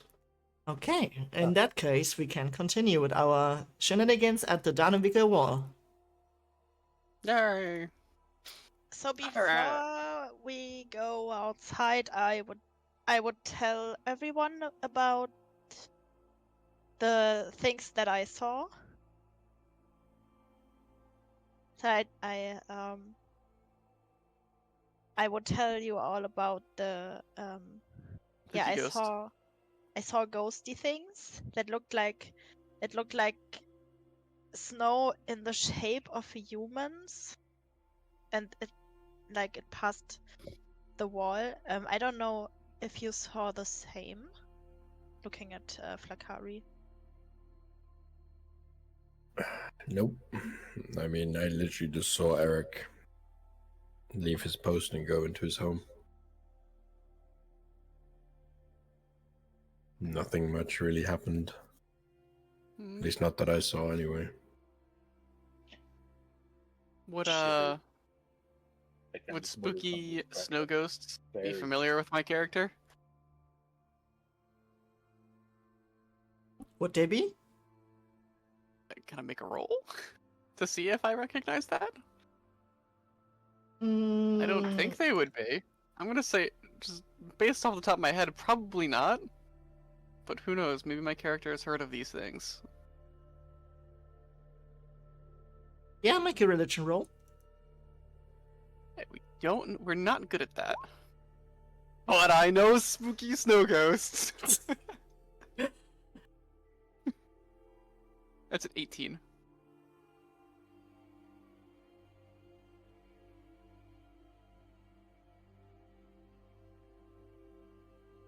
With an 18, you would know about spooky snow ghosts that these are not Drogon. These are not the classical Droga that you usually encounter more as a zombie type of being, but these are a variation called Haugbui from a barrel, a tumulus. And they're mostly confined to burial mounds, so you're not quite sure why they're here. Okay. I will tell the party about the spooky snow ghosts being ghosts that you find in burial mounds. And as you tell the party about that, and you make this connection that you, oops, just have been in a burial mound, took some treasure from a burial mound, fucked up a burial mound that is called Silasthorpe. Maybe it is a bit deeper than We it guys, we first cursed. gave away. This place has seen great death. Perhaps there's a burial mound nearby. Who of you carries the treasure from the Silasthorpe? Which treasure is that? The treasure that we talked about? We all. Oh, I think Yeah, we're all all carrying split parts of it, I believe. Everyone check your notes. I have a gem. I have a giant 300 gold piece gem. Yeah, I have a gemstone. So I assume it's gemstone. I mean, I may or may not have Oh. a mask. Oh.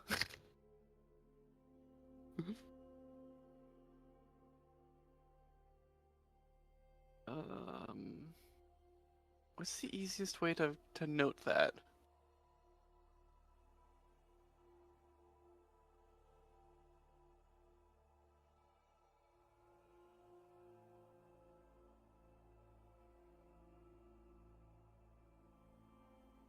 I mean, I know that one. Oh, that'll work for now.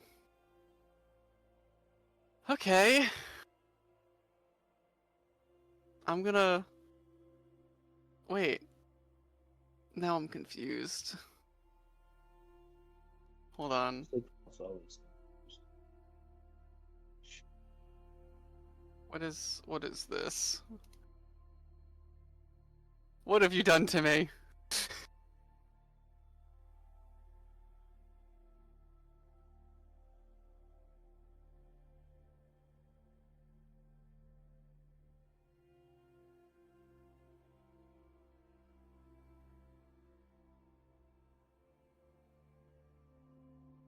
Not that one.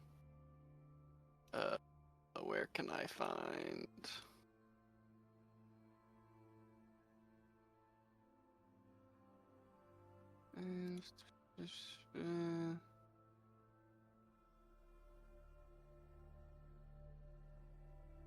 Oh.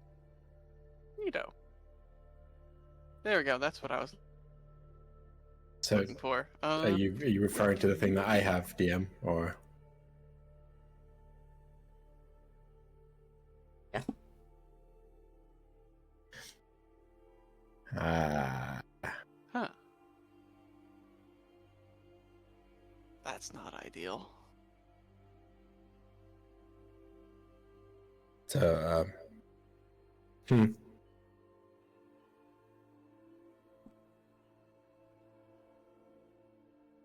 Flakari's, I guess, just gonna look at the palm of his hand and just see that mark, and then just like slowly close his hand up again.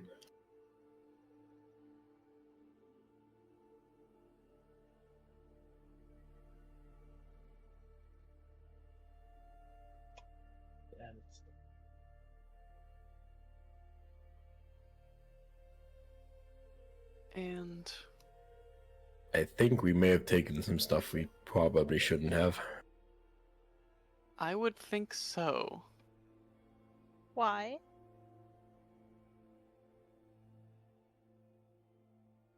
Flakari's gonna turn to the rest of the group. He's just gonna show the palm of his hand, which has an inverted rune on it.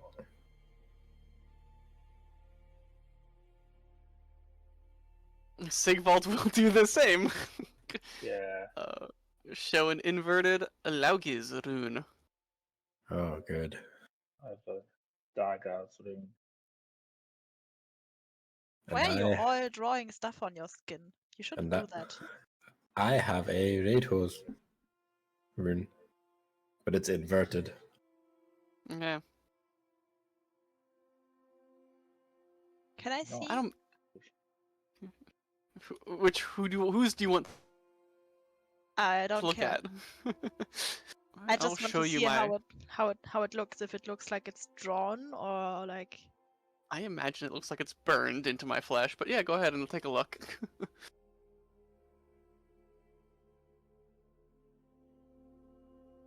So it looks like it's burned. GM can confirm that, but that was my interpretation. Yeah, for some of you. For others not. Okay. So mine will look like it's like, again, burned. Mine looks etched.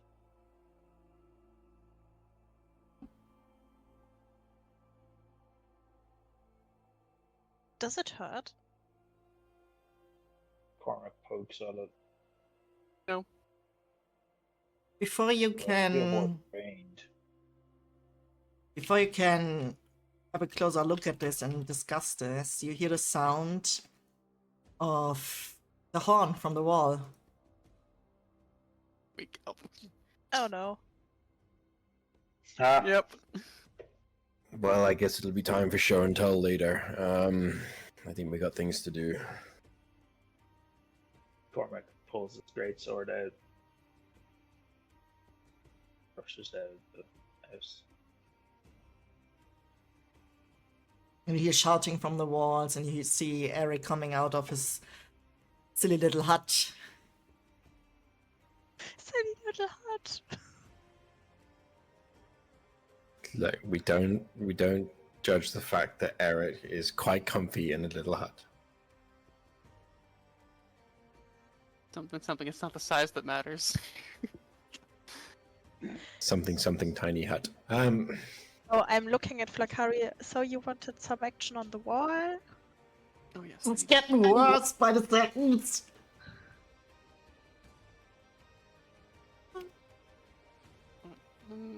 Rude. Cormac.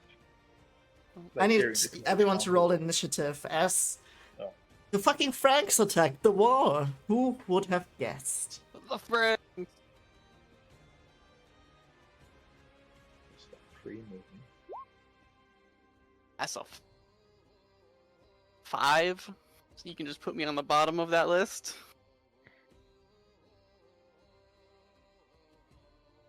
Yep, Sigvald has a 5. Cormac? 15. Them? Natural 20. Nice. For like, wait, let me see what's the total. 22. Bakari. 7.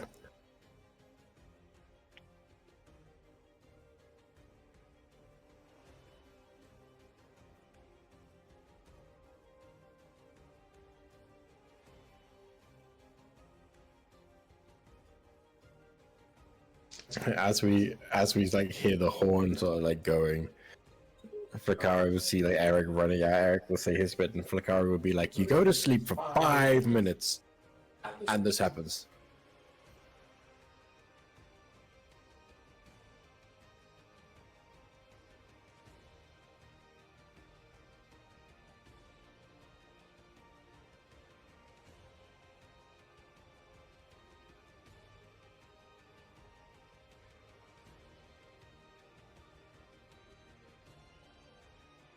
Are these little tokens actually from That's the the one. Ragnarok thing? No, that's the one I bought. Shut up. Ooh.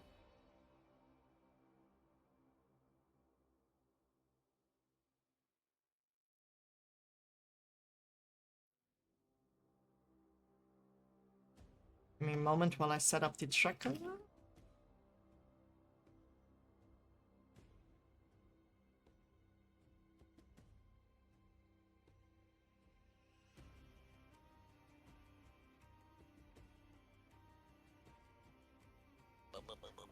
Ba.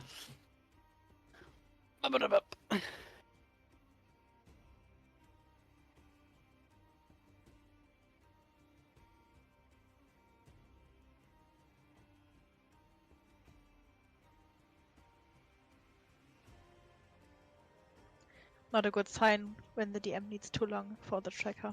Sorry! It'll be fine. I suppose there are plenty of Yeah. like NPCs, so So, what's the worst that could happen? It's not like, we'd have to TPK and roll into new characters and start again. Oh, no, we just go Something to, never happened. Valhalla campaign. Yeah, we arrive at Valhalla and Odin's just there face palming like you had one job. One. Point to Sigvald, what the fuck are you doing here?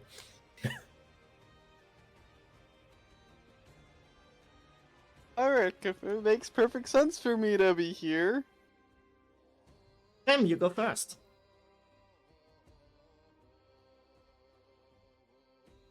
Just to be sure, everyone that's on our side of the wall is not a Frank. Yes. They have very distinct armors. Let me zoom in for a second so you can see it better. These are the Vikings. These are the Franks. Yeah. They actually do look different. Okay. Okay, good.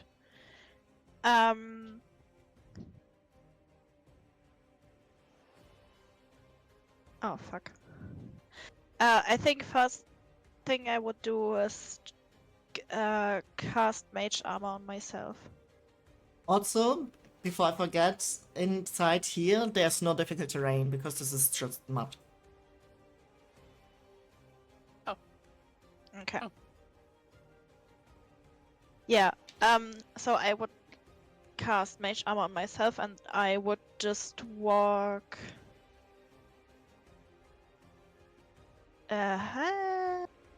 here. Don't know if Alright. that's clever, but Okay. Is this all you want to do? yeah, that's all. Eric, the Restless. Well, of course, rush in like a good warrior would do, right, Cormac? aye. 10, 20, 30, he dashes. 35, 40, 45, 50. 60. This is the overhang bridge here. So this is overhanging. So you can go under it. Is he under it or over? He's under it. And I take it this is a gate. Yes, this is a gate. And this is a closed gate at the moment. Oh. Cool. That's all he can do right now. Which brings us to the Danevirke guard. Up here. Using the longbow. Well, not so much longbow. Different longbow than back then, but you know what I mean. She uses it. Let's see if she hits the Frank.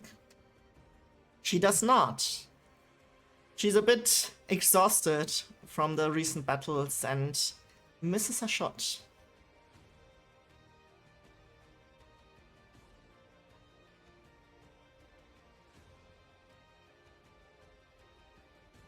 So, I go? Yes. Cool. So, Cormac, kind of realizing he has no ranged weapon, there's no point in him running up on the wall, and he sees where Eric was running, so he makes the decision to run in there as well. So, this is difficult terrain, so we can move 6, which will bring it to about here-ish, and then he uses dash to the additional 6 to just here beside Eric.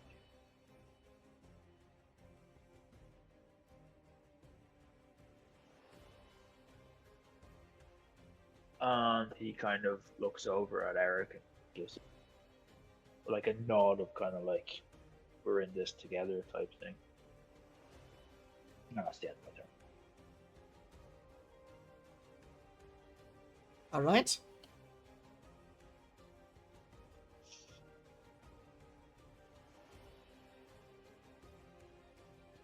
Which brings us to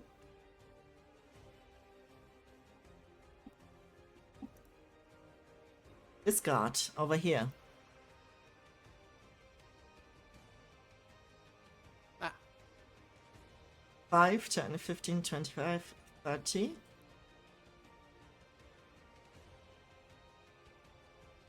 Probably cannot just make the distance. Dip, dip, dip. Maybe. Probably just. Dip, dip, dip, dip. Yep. We'll try to shoot this Frankish guard.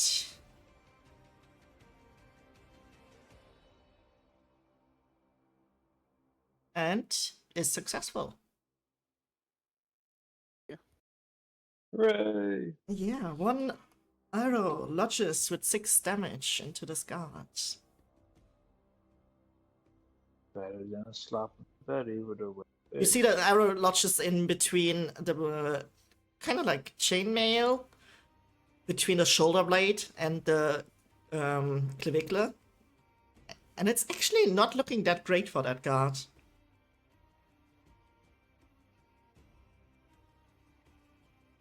No.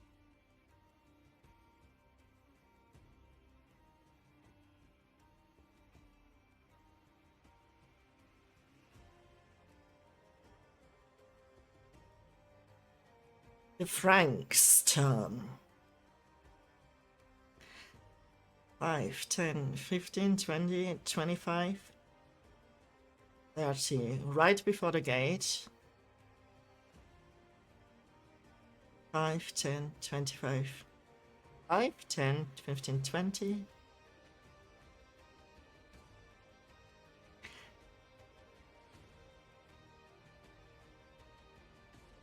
They're just moving closer for the moment.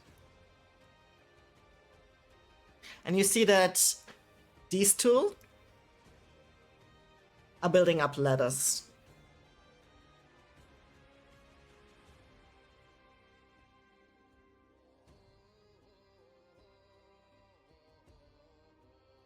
That's to Frank's turn.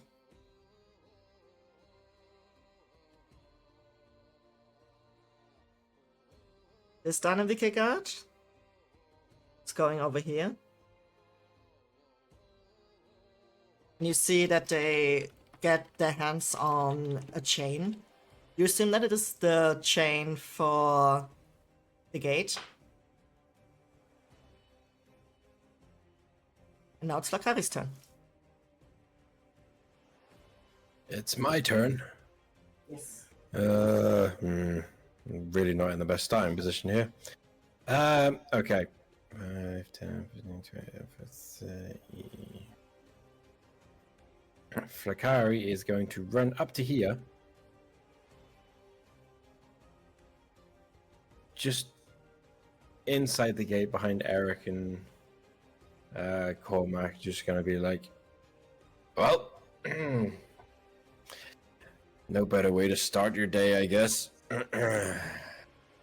He's going to pull out a javelin and just have it ready. Do you want to ready action? Yeah, when the gate opens, it's the moment he can see a Frank, he's going to throw the javelin. All right.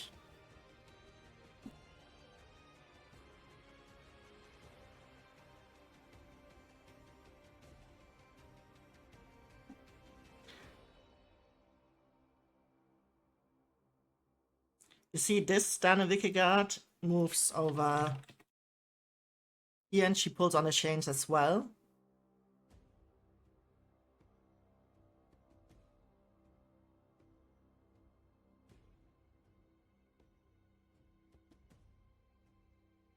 What is the chain? The chains are for the gate, for this gate. The inner one or the outer one? Pardon? Oh, the outer one. Cool. No, it's fine. I was just wondering, was it the inner? And it's Sigvald's turn. Alright, yeah, well, what's freaking happening? 15, 5, 10, 15, 20, 25, 30? You said this wasn't difficult terrain because it's all just muddied? Yep. 5, 10, 15, 20, 25, 30. That is a dash action. I'm not yet at the top of the stairs, and that is all of my turns. That brings us back to Rim. Rim is going to walk up the stairs. Does this stand so well here?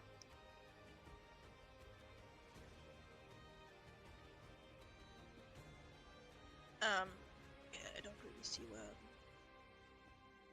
Then I'm going to dash. Right? Then here.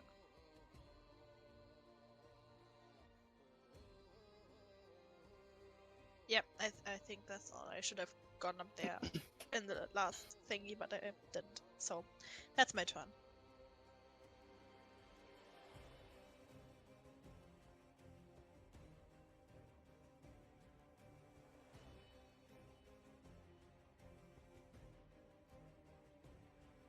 Eric is gonna ready his weapon.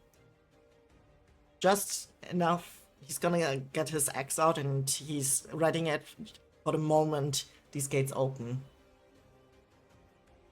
Why would you open the gates?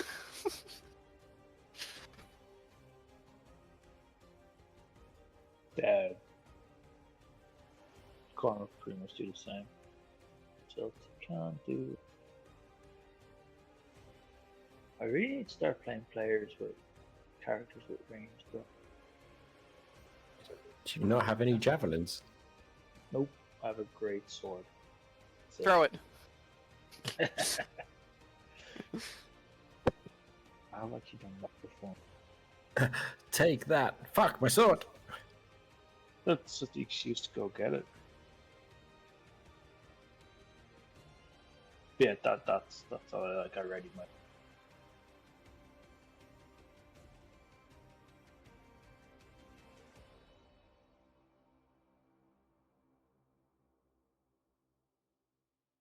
I don't.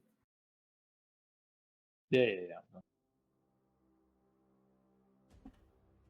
This guy out there takes another hit at the Frankish guard down here.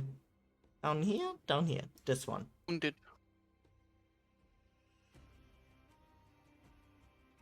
Misses.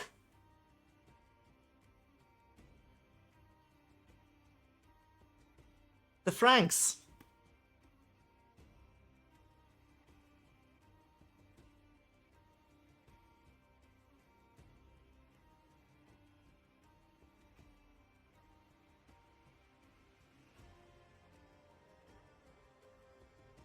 The Franks, the knight and the guards take a hit at the door. The door, the palisade even. One of them misses, two of them misses. The knight, the actual capable one, hits the gate.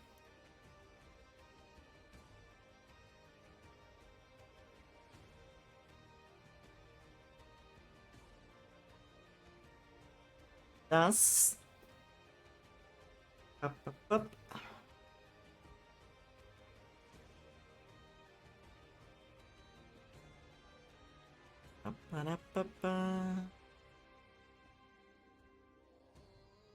It's amazing 3 damage to it. That's the Frank's turn. So that gate will be coming down in no time.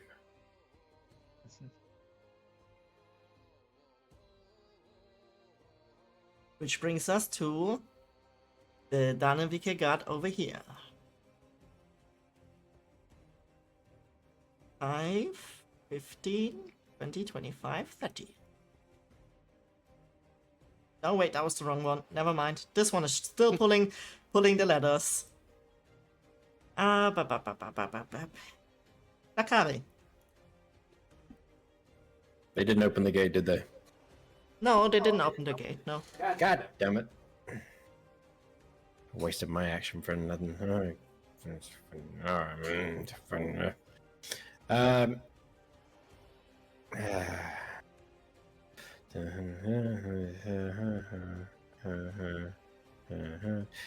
Fakari is going to move and then he's actually going to dash. So he's going to go 10, 15, 20, 25, 30 to here.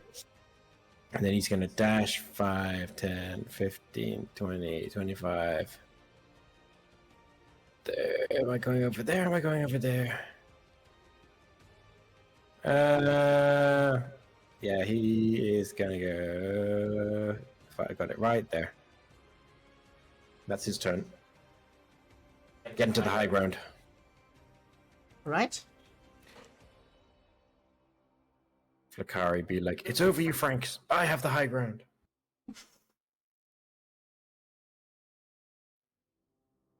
They got...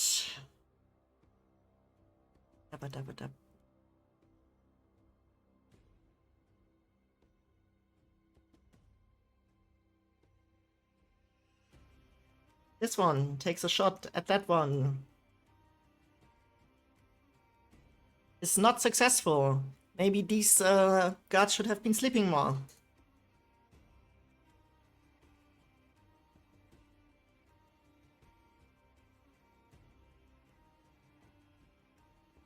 This one takes a shot at this one. Also has been sleeping in archery class.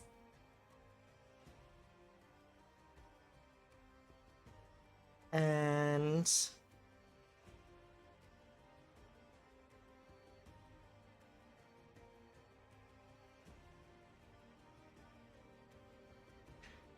this guard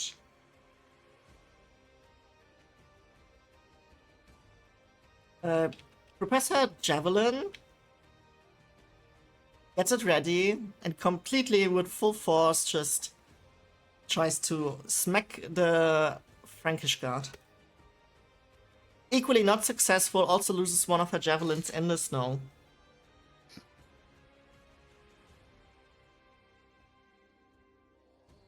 This guard is still pulling on the gate.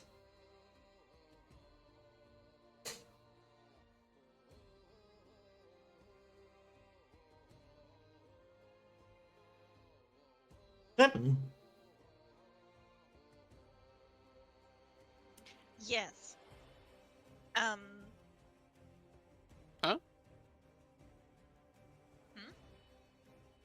Prim's turn? Tim's turn, yeah. Oh no, Sigvald's turn. Sigvald. Thank you. Oh, sorry. I got distracted Alright, by the ladder. I'm known to, like, call me out. I will always forget someone in the initiative tracker, especially when it's full like this. Yeah, so I can assumably see them from the square here. You said two of them were building ladders, correct? Yeah. The two in the back? Those two, yeah. So I'm going to shoot the guy on the right, who's making the ladder.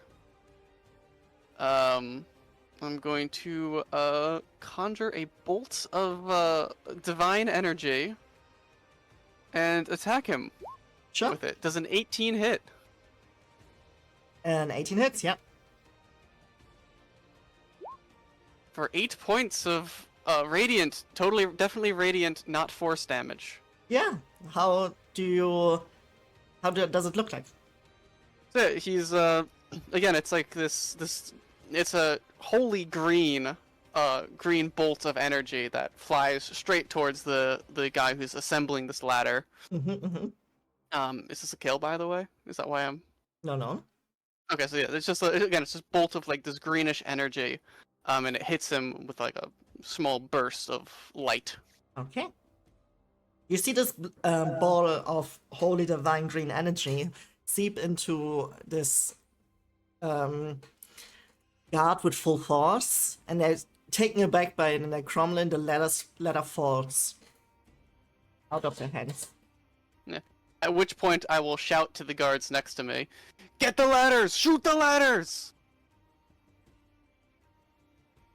You don't want to shoot the people who are raising the ladders as opposed to The ladders people who are. themselves? I just shot the guy making the ladder, and I'm telling them to do the same. As you shout that'll up to be my them, the The guard next to you looks back to you. We only listen to Eric. Just do your job. I mean, that's my turn. Now Krim can go. Okay.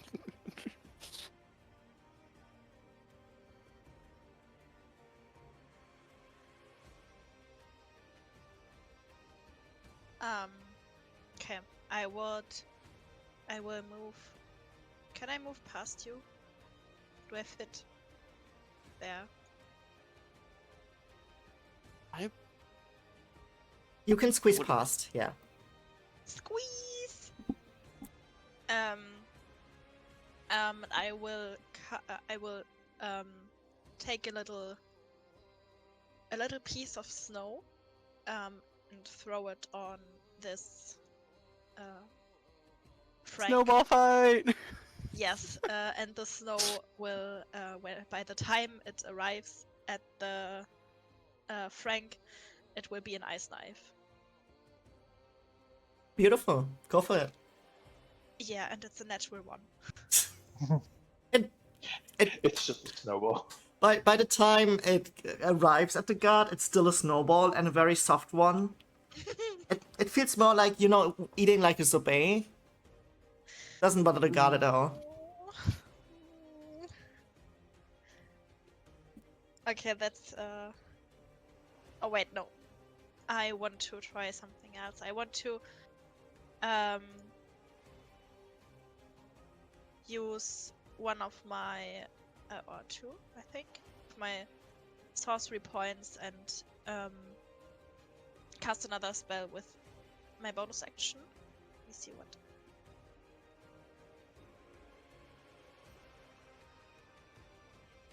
Yes, two points, two sorcery points, and then I will attack the same with Ray of Frost. Go for it. That's 18 to hit, 18 does it. and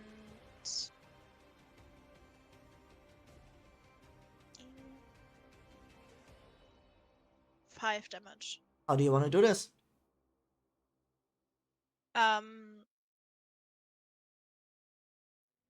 I guess you would just see this frosty piece of whatever frost shoot through his like chest or head or anywhere. Let's say head because I can hit very well. All right. Yeah, that's my turn.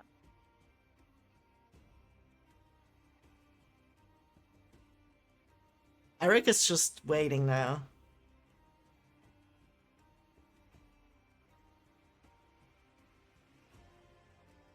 This Danevirke guard will try and shoot this guard. So he did listen. Technically, yes. And it also works because she hits. I look at the guy who next to me who said they didn't want to listen with like a smug expression. See? It works really well, actually. Maybe you're not just a storyteller, maybe you're also a commander. Who knows? You know, when the other shoe drops. Cormac.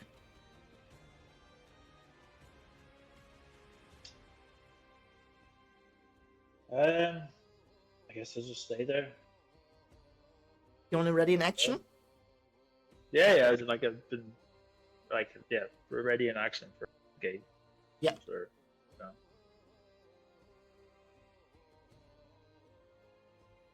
This one shoots this one.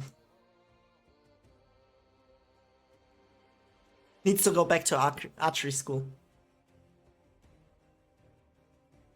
The Frank's attack. I'll take best 2 out of. The Franks attack the gate again.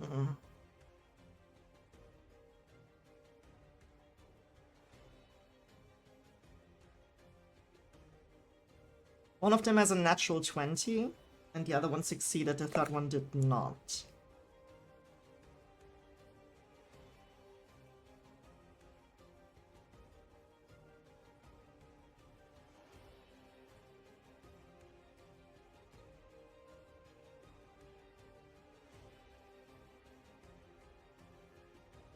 Luckily, the one with the natural 20 rolled really poorly on a damage die Nice, nice. and smashes the sword into the wooden gate for 8 points.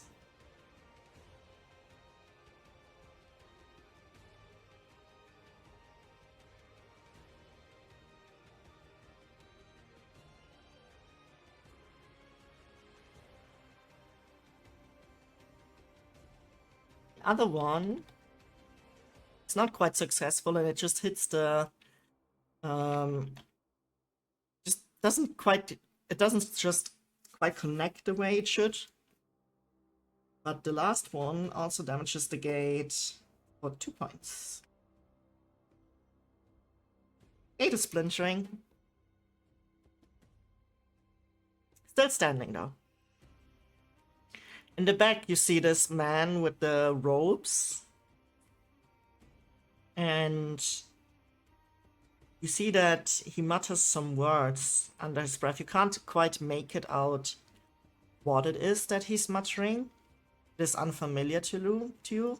Fun fact actually, the Franks settled in the region that I come from.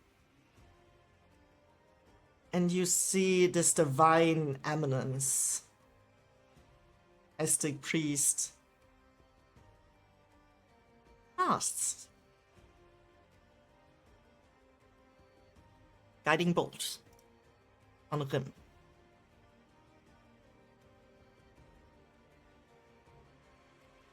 That's rude. Very. I know who's next. I don't think the priest is very successful in doing so. I don't care. An 8 does not hit you. No. Get blocked by like the palisades. Divine light cannot reach you, it seems.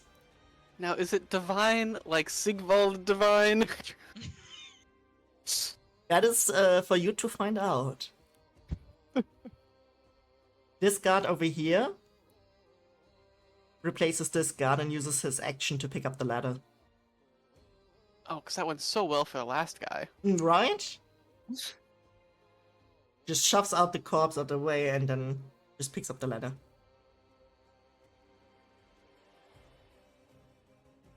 Meanwhile, these two manage to open the gate.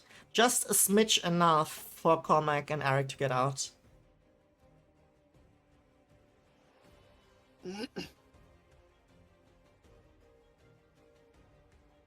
Bakari. Question. So if Flakari was to go like here, can he see to the people below? Yeah. Nice. So 5, 10, 15, 20. We're gonna go here. And what are we gonna do, Flakari? He's actually gonna throw a javelin at 5, 10, 15, 20, 25. This guy back here. Alright. So that is, what is that? D20 plus 2. Let's go. That No. is a 21. That hits, alright. That hits. It's 1d6. Is it just straight 1d6? It is just a straight 1d6. Nice. Okay, let's go. Takes 2 damage.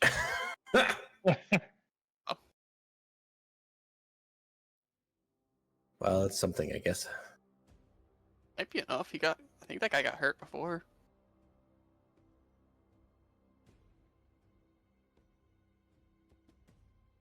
How much damage was that? 2 damage. Good to know. The guard has definitely seen better days.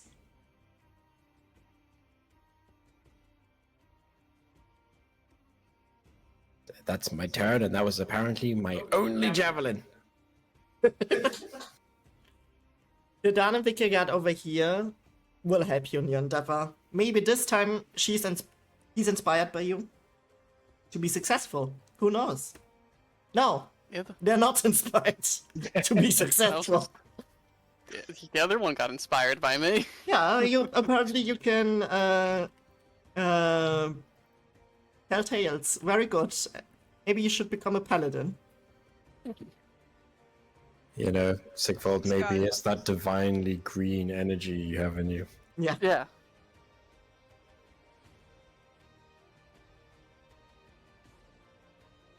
I would not at all describe that as a sickly green, or lime color. No.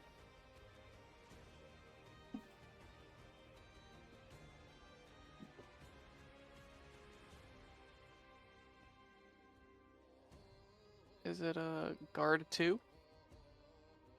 Ranged guard, it's 2 and 3? Yeah. This one. Wait. No, this one was. And now it's. Where's number 4? Down there. Yes, number 4. So there's 4 archers.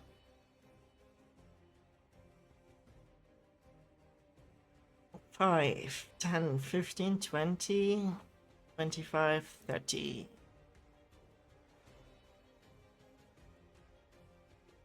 This one uses another javelin to hit. Not this Frankish knight, no. Where's it? This one. Will she be once more inspired by Sigvald? Stay tuned to find Why? out. Well, that's the one who She, said. she almost was, but then she was like, specifically... yeah, that was inspiring, but you know what? You're still not Eric. So she misses another javelin. Yeah, that's the one who specifically said, you're not the boss of me. Yes, exactly. And now she's missing every turn. I glared at her and I said, do your job. Now that the gate is open, this one will actually retreat a little bit. Uses her dash action.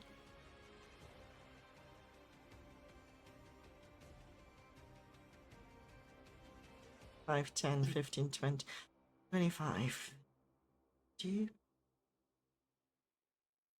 To move onto the wall. And he will do the same.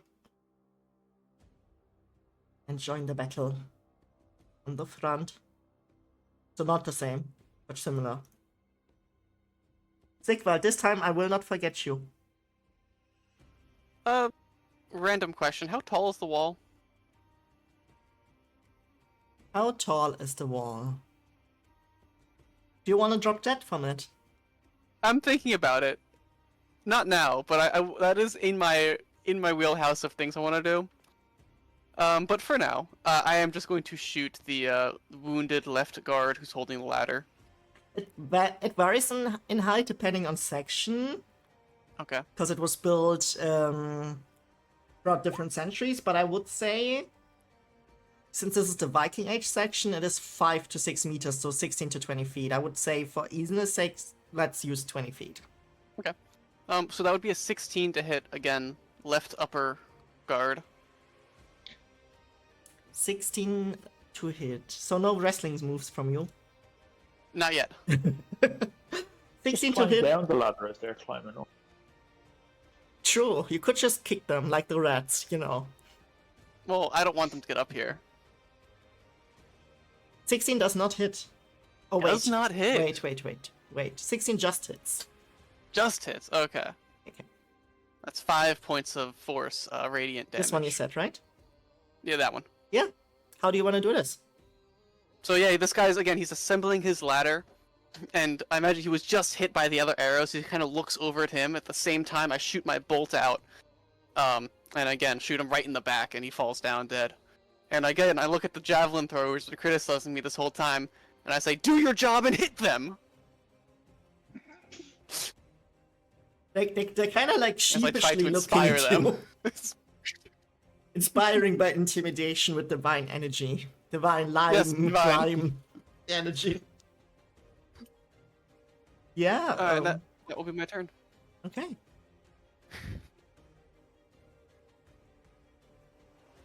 This one takes a hit at this one. Did you inspire her? Let's find out. You did not. You're not Eric.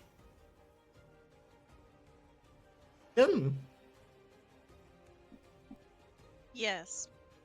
I'm going to try something.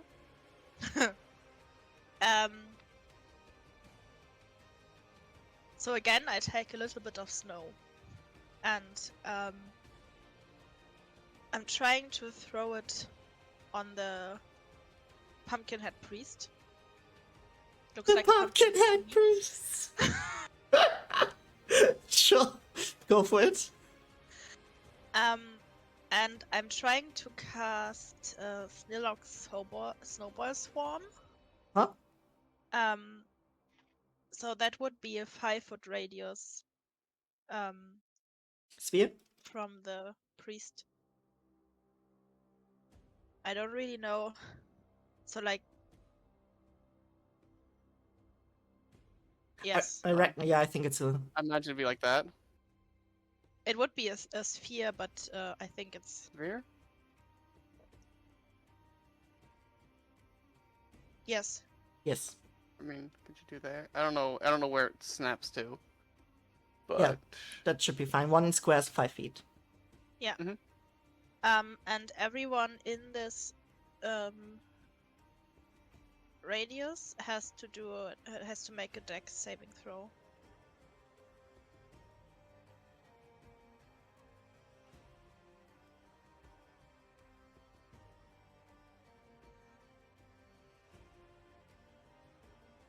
Right, the poor Frankish guards.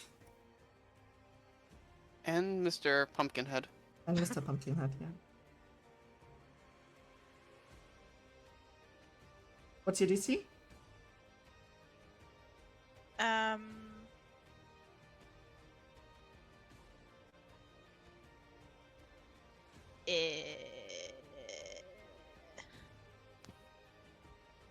I'm not sure. Where can I see it?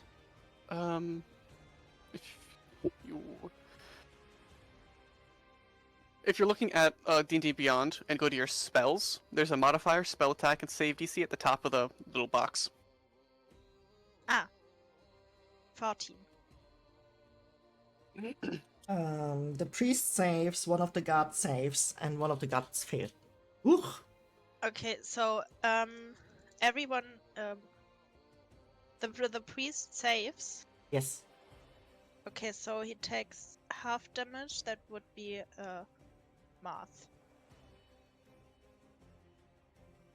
8 Uh-huh. and a half. So 8, I think. Yep. The other one that failed takes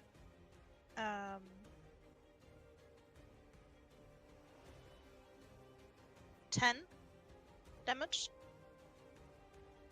Uh-huh. And the one that didn't fail takes also 10 damage. Alright. You see as they're covered in snow, essentially, hit by not so divine snowballs, No. that they've been properly battered. Especially the guards, like, they look really, really rough.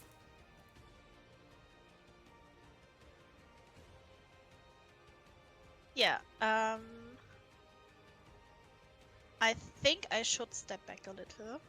Can I stand here, or is it here, or is it like That's up.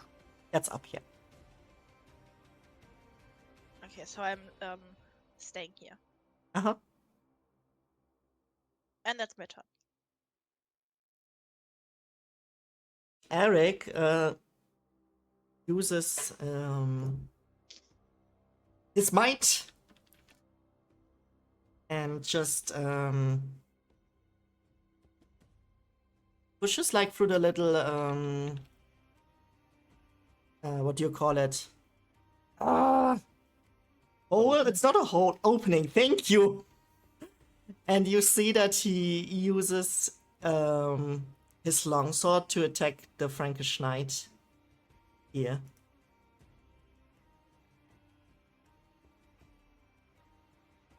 Which he easily does. You just see his longsword cleaving through the body of this Frankish guard with unholy strength.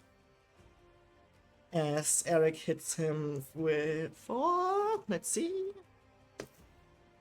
Was cocked. 9 damage.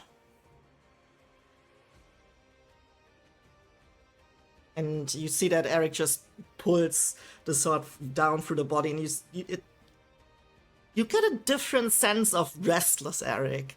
This is also restless Eric, and yeah, he just seems sort of unstoppable as he completely makes pork chops of this guard. You see his eyes glow with a divine blue.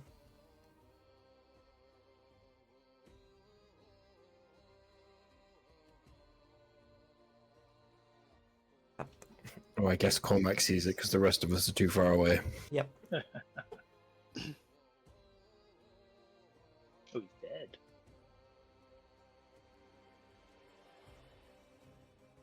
Does it Cormac's go? Or is Eric still?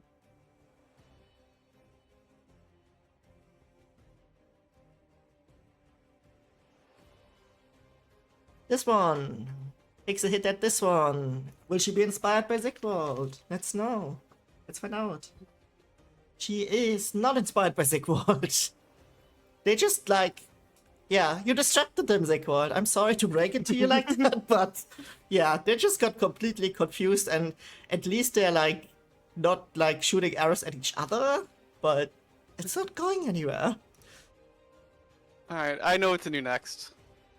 Cormac, what do you want to do? Cormac's like been standing there, like hearing the battle going on, but not obviously being able to see anything. So he's gotten pretty dope, agitated about it. So he runs out after seeing like Eric. I assume that red is where. Yeah, that's where the opening is. Yeah. Cool. So he runs out here and goes into a rage. With mighty scream, he attacks this fella here. Wasn't it? This one. Pinging. Yeah, that guy. All right. No. He swings at him. Great sword.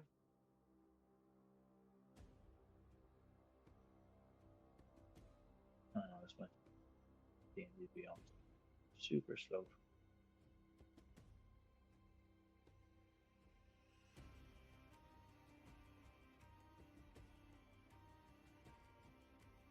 Just don't.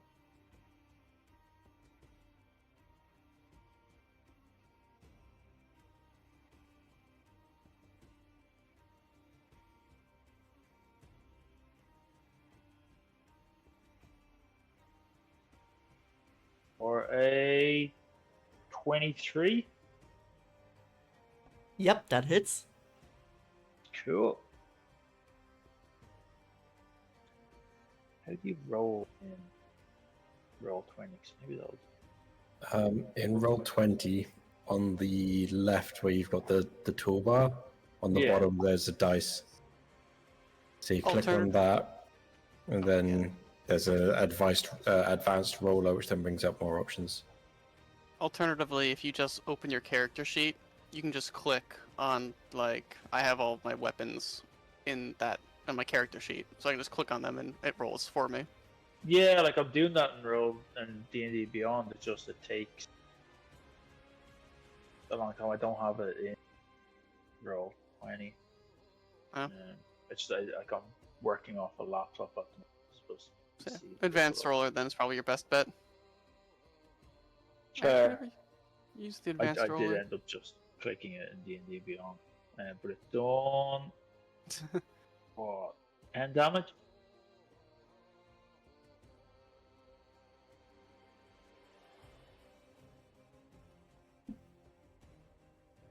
Did you hit? Yeah, it's like 10 for 10 damage. Nice. We're going to assume a 22 hits. If a 22 doesn't hit, we have problems. As Flakari will know, I like asking it.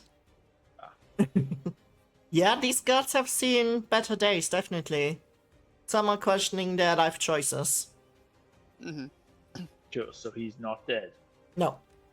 Cool, then I swing at him again with a frenzy attack.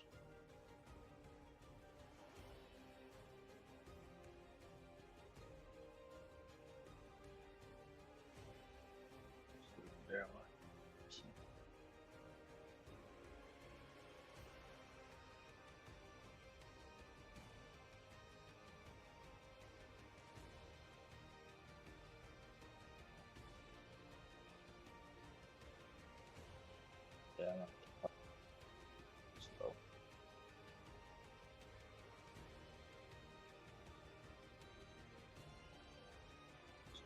There.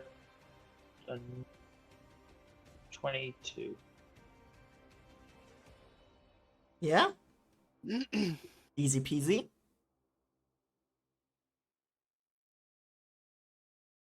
Takes so long to roll on there. Yeah, all like as in I'm looking at it wrote like across my screen Yeah. so slowly. Stop. I think it's this. My PC only has 8 gig. It's either that or you have a giant monitor and the dice has got so long to roll. Join us in the D&D in the roll 20 supremacy. Yeah, I just need to like as in I'm gonna wait till after.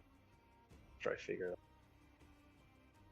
That's why I set up my character on here because I know how easy it is to roll and roll 20. He does max damage and 16 damage. Bit of an overkill. How do you want to do this? Yeah.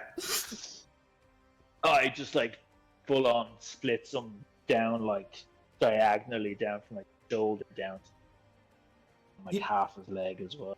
Yeah, and you just see how the body just splits apart.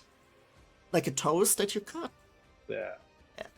Cormac's in full blown battle. Any divine energy glowing from Cormac? No, just pure and very secular rage. All right. Secular rage. That's a phrase. I like that.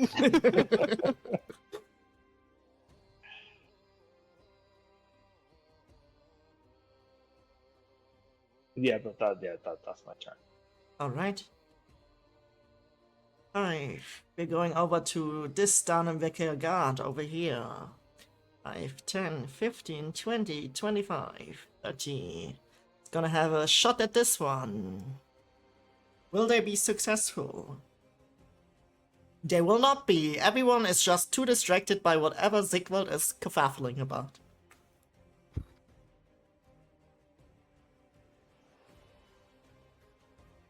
The Franks.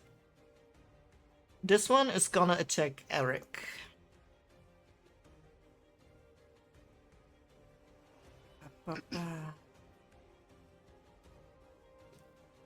It does not hit. Do you see that the Frankish guard hits with this greatsword, and you see that the sword crashes down on Eric, and it does not connect with Eric at all. For some weird as fuck reason. This little guard over here will have a go at Cormac. Little. Is he shorter than all the rest of them? Maybe. You don't know. You're far back on the wall itself. Yeah. Only 20 meters away. Equally unsuccessful. Maybe all that rage is intimidating. Yeah. Cormac just turns and stares up like eyes not on fire, but they may as well. Yeah. This guard is taking actually a step back. It's disengaging. And this one does the same. The priest is gonna have another shot with guiding bolt at him.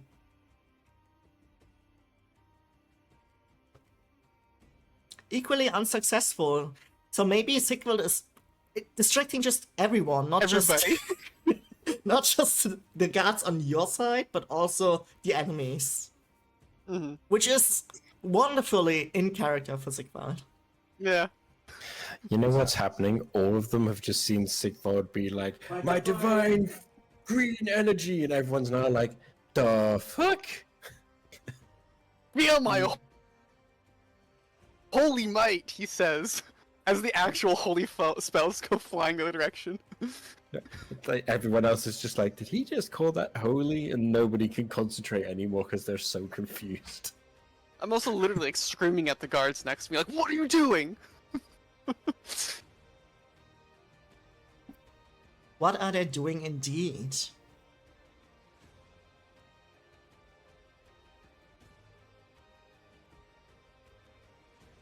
This guard is still just standing there, guarding, like a guard should in a battle. Probably not, but has nothing else to do right now.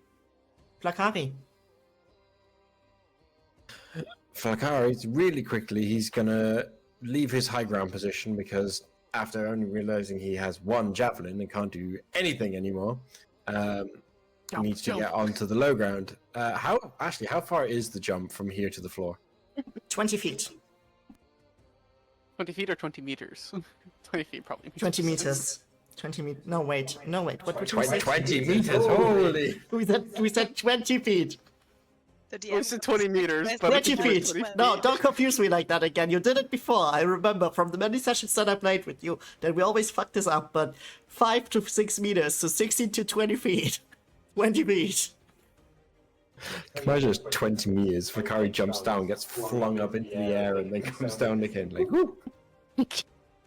So that's a dexterity saving throw for you and possibly 2d6 bludgeoning damage. Yeah, no, Falcari's gonna dash over here, taking the long way around. Alright. Is there anything else you want to do? That's all he can do. That's both of his actions.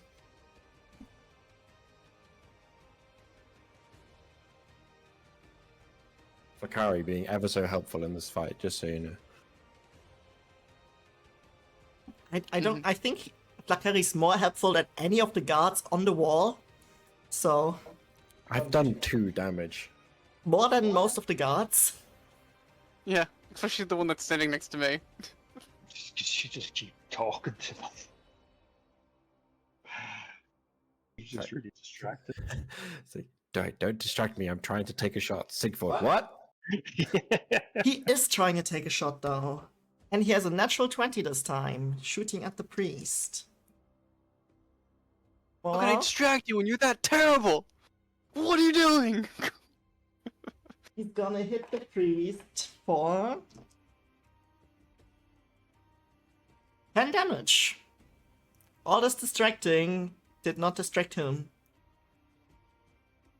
And you see this arrow just lodge into his abdomen. And he gives a glare towards Sigvald.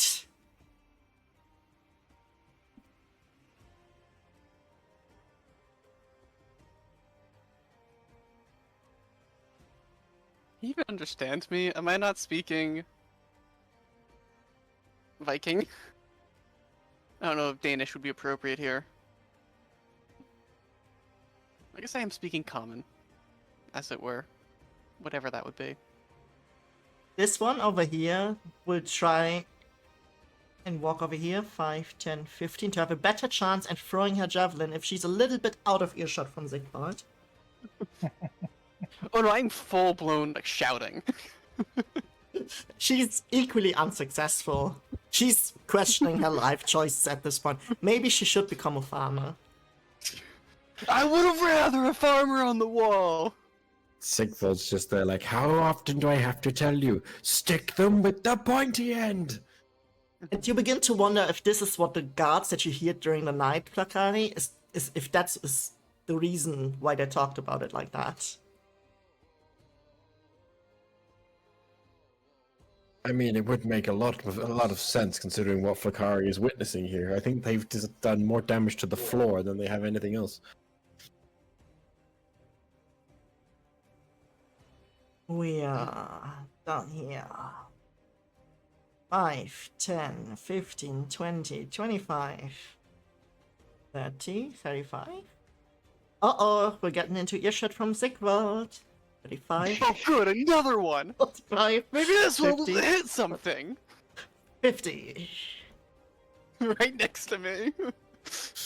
Yep. Oh, Will God. she be successful? No, she won't. Sigvald put a curse on them. Speaking of Sigvald, it's your turn. No, I feel like I've never seen the other 2 archers shoot next to me. They've not been successful, yeah. So no, yeah, that's fine. But more importantly than all of that, you said the Franks started disengaging, the two in the back. Yeah. Is the one still building the ladder? This one disengaged Yeah. and this one disengaged, so no, they're not building ladders anymore. Cool. So the first thing I'm going to do, ha! Look at the little Franks run! Go back to your mothers, babies! And I'm going to taunt them. Alright. And then I will, of course, shoot my holy energy at them. Do any of them look wounded? They look Or, really like- fucking rough. Oh yeah. Okay, cool. I will shoot. You know what? Let's shoot the cleric, the holy man. Go for it. Does that hit? 14? Yeah, 14 hits the cleric. Go run back to your mother, babies. Clearly you have no place in these lands where true men can survive. That's Alright. 3 damage, by the way. Beste Amazing. Side von Rims Side, just saying.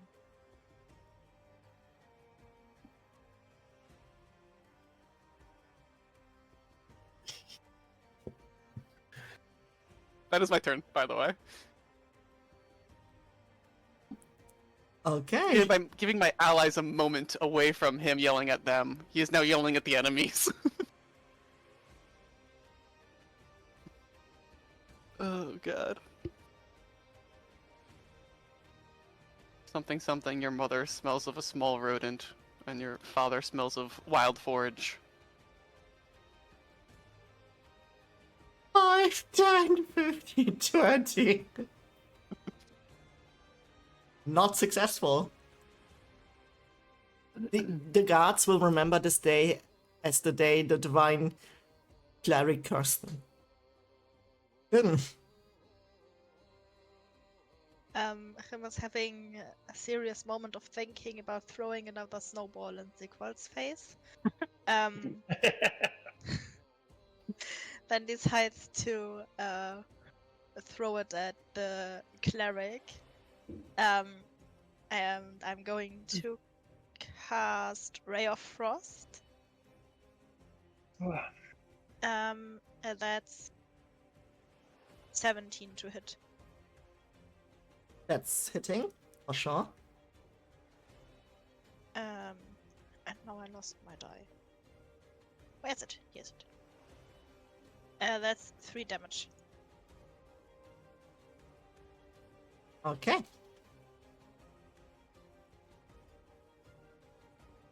Yeah, that's my turn. Eric is taking it up with this guard. Wait, this one Your is dead. dad? I need to. Wait, give me a second. Here, techie, this guard.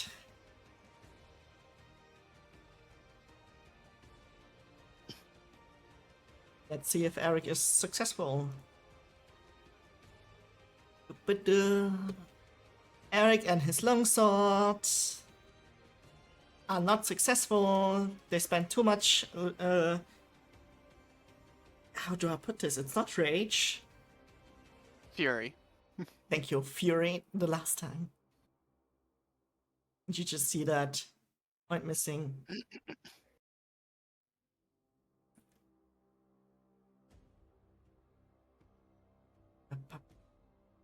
Now it is the Danevirke's turn.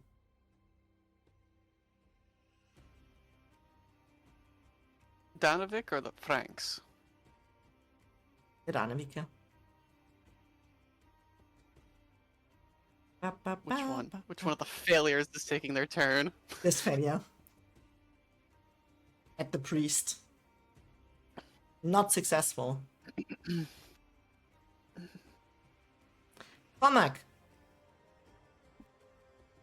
So Cormac turns to this little guy. It's just a little guy in front of him here, and takes like a big head swing, come down top of his head, just like spittle and everything's coming out of his mouth.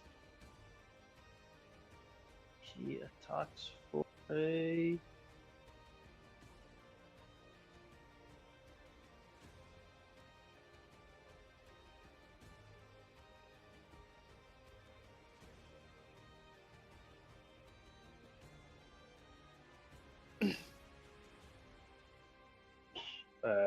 What's 7? Thinking. It's thinking. Fuck. D&D Beyond is thinking. I'm telling no, even I'm trying to think like 13. I assume that does. I feel like that's a safe assumption. Does it hit? What did you roll? 13 13 on the guard or on the priest? on the guard guy in front. That's Can not I get- hit. Yeah, that's fair. Ba, ba, ba. It's like in frustration. He takes another swing. You take another swing? Yeah, just use my frenzy attack. Yep.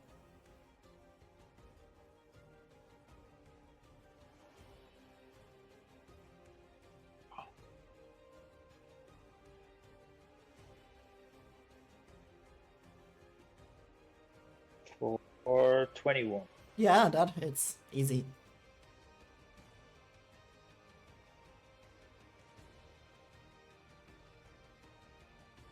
Nice. He does all max damage.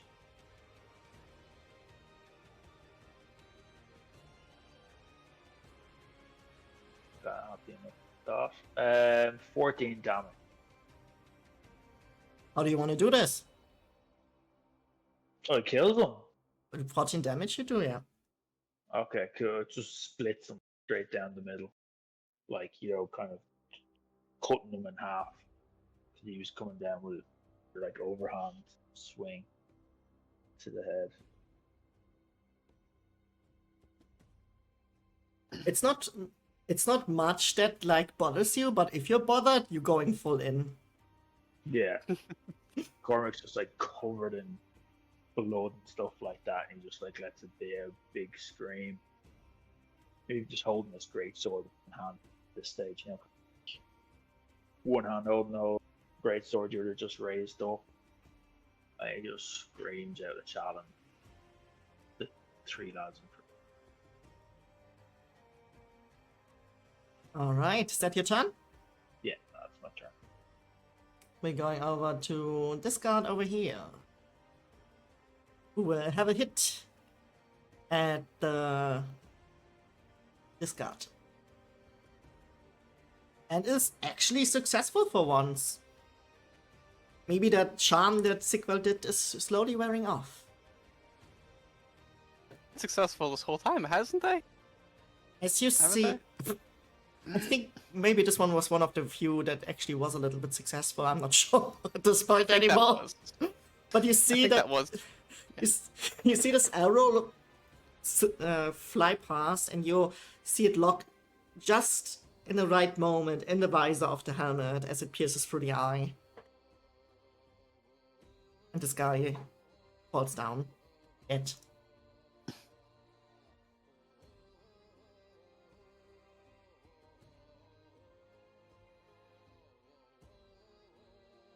The Frank's turn. The Frank attack Eric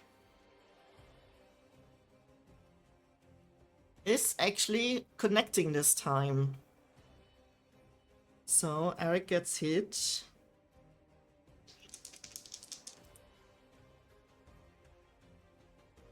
For 8 damage.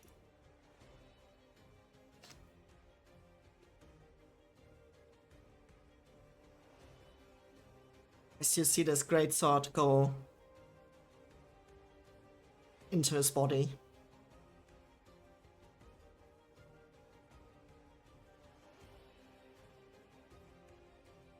This Frank is disengaging. Now leave before I taunt you a second time. The priests does attack Cormac. Not Cormac, Sigvald. Why? With a guiding bolt with a natural 20. Oh my god. Perfect. Oh, I don't, oh, I need to get one. Oh, Oh man. I forgot to be adding the plus 2 later. Raging. This is for all the taunting. I don't think I ever rolled that many damage dice. Oh no. That's not like that. Love to hear from you. On a hit, the target takes 46, but it's natural 20, so. Oh, it's 8d6. Cool. Yeah. Can I die here potentially? You probably will go Potentially. down, yeah. I won't insta die though, no matter what. 15. Which is all I care about. 15? No, 15, 19, 21, 23, 25. Alright, cool. I'm still standing. Barely! Barely standing. You see this holy energy seep into you with a forceful smack into your chest, and for a moment, in front of your eyes, you see this flame. Just a flame. Interesting. I thought you see Odin's balls. I really see a ball. No, you don't see Odin's balls, you see a flame A flame. and a crown. Crown. Interesting. And then this image disappears, and so does the energy.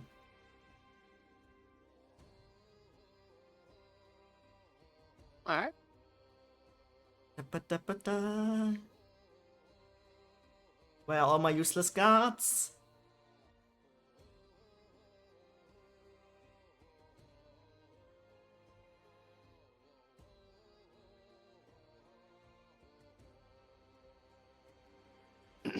Da-ba-da-ba-da.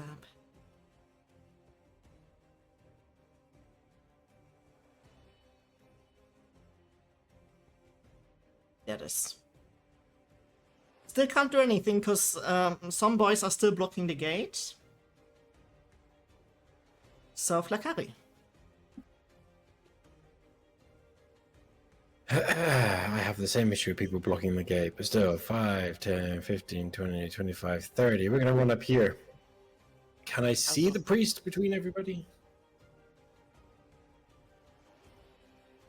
Can I see him through this mess of people? I think I would allow it considering that you are roughly 2 to 3 heads taller than the others. Good. Well, in which case, Vakari is going to cast Frostbite. Sure, go for it. And needs to make a Constitution saving throw.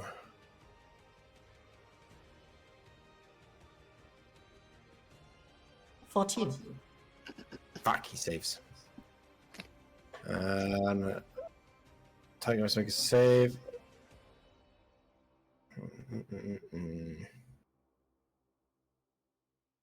Yeah, well, nothing happens then. Screw you then, you holy bastard.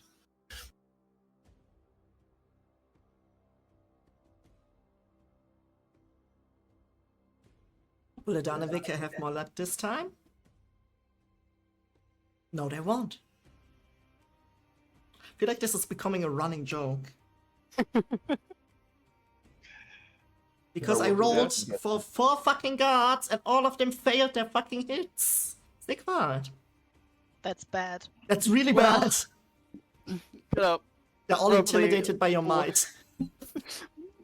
Brush the blood off my chin. And I'm going to, I think I'm just gonna return fire on that dude. Yeah, he shoots me with his holy energy. I shoot him with my holy energy. Nearly a crit. Only a 24 though. Does that hit? Of course not. That never hits. That's 7 points of force damage. How do you want to do this? So he hits me with this holy bolt, and I go flying back, and I imagine I hit the base of what tower I'm standing next to. And as I like jump back to the war, I thrust my hand out, and that ray of green energy hits him, and he's just like forced into the ground, and he like collapses.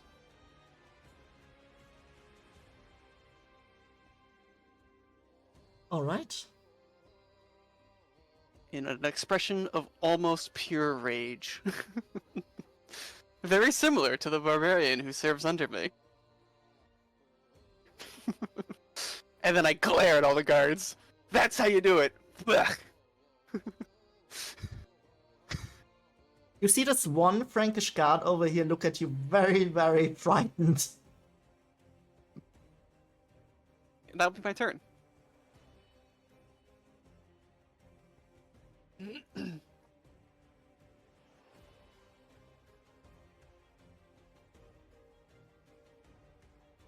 This one. Will she be now released You from her wanna do that? curse? Will she be released from her curse? No, she won't be. Him, it's your turn. This one and this one are the last two standing. One of them is... Yeah, I'm going to This one and this one. attack this one Sure. with my Ray of Frost, Uh-huh. but it's just 12 to hit.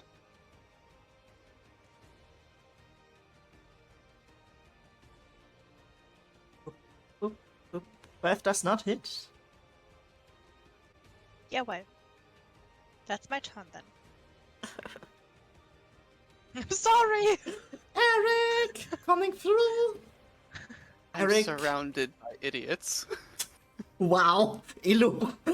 So rude, Sigvald. Eric does hit with his longsword. Longsword. And does... Well, where's the die? 8 damage as he cleaves into this guard. And this guard has seen a better day. And then he does make another hit. Doesn't hit. Makes another hit. Doesn't hit either. He's just pissed and full of fury. Flailing wildly. Yes.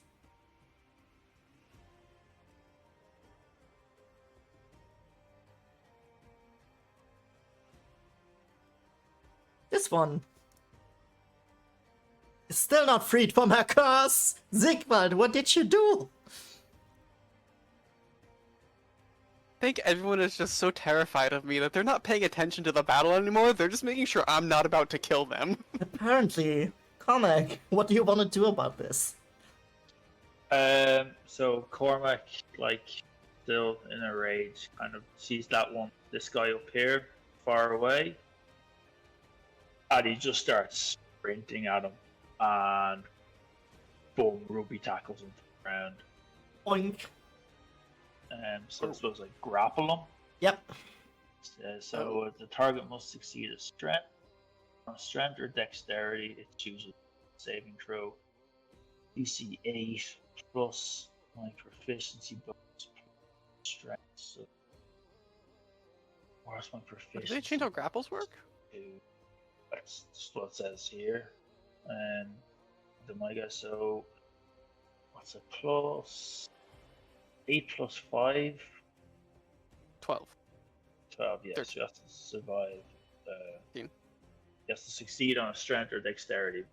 Chooses. DC 13 by the sound of it. Yeah. That's not how I remember grapples working, but... Yeah. Despite the fact that this guard is hanging on by a thread, it manages to save.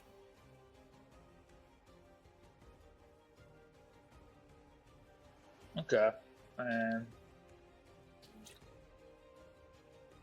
So, with that, it says my melee weapon is my fist. Yeah. Pardon? like as in my frenzy attack states like a single melee weapon. Yeah. Yeah, okay. Then yeah, Cormac like isn't he in the battle frenzy? He like forgot all sense of like what's it called? Sense. Like practical, yeah. He's just lost all sense. So he's just gonna. He tried to tackle the guy. He kept so that he just tries to headbutt the guard, I suppose. Sure. That could count as an armed strike. Yeah. So one head strike.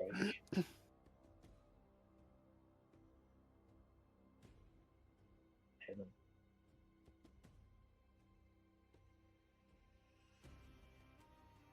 Or he just gets a really fucking from head. What's it called? A helmet.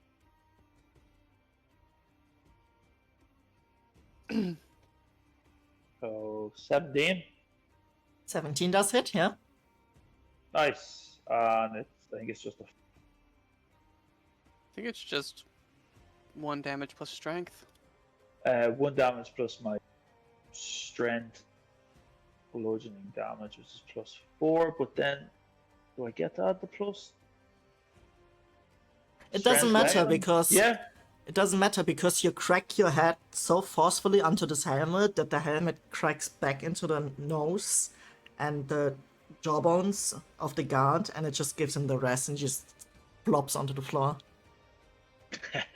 Nice.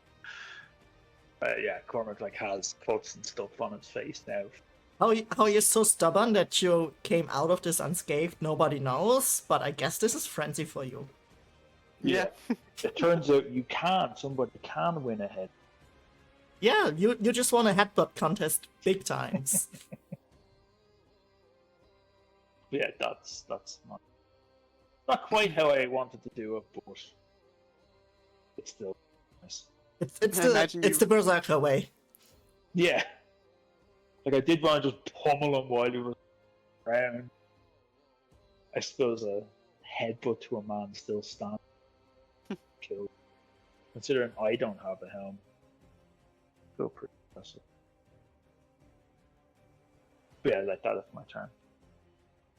This Frank over here, because the Danevirke guard was once more very unsuccessful, this Frank over here is gonna have one last desperate go at Eric.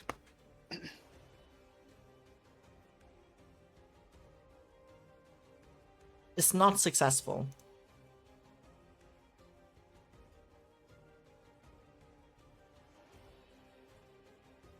Lakabi. It's my turn. I will do it. I will finish him off. 5, 10, 15. Can I get through here and attack that guy? Which guy? Yeah, you can. Yeah, you would have to stand here or Can't go down. because down there you would jump. Could you? I'm already on the ground. I ran Yeah. down. Oh, I thought you were on the bridge. Never mind then. No, I've already run down. Besides, you could just go here, here, and then hit here. Checkmate. There you go. Just shove Eric out the way.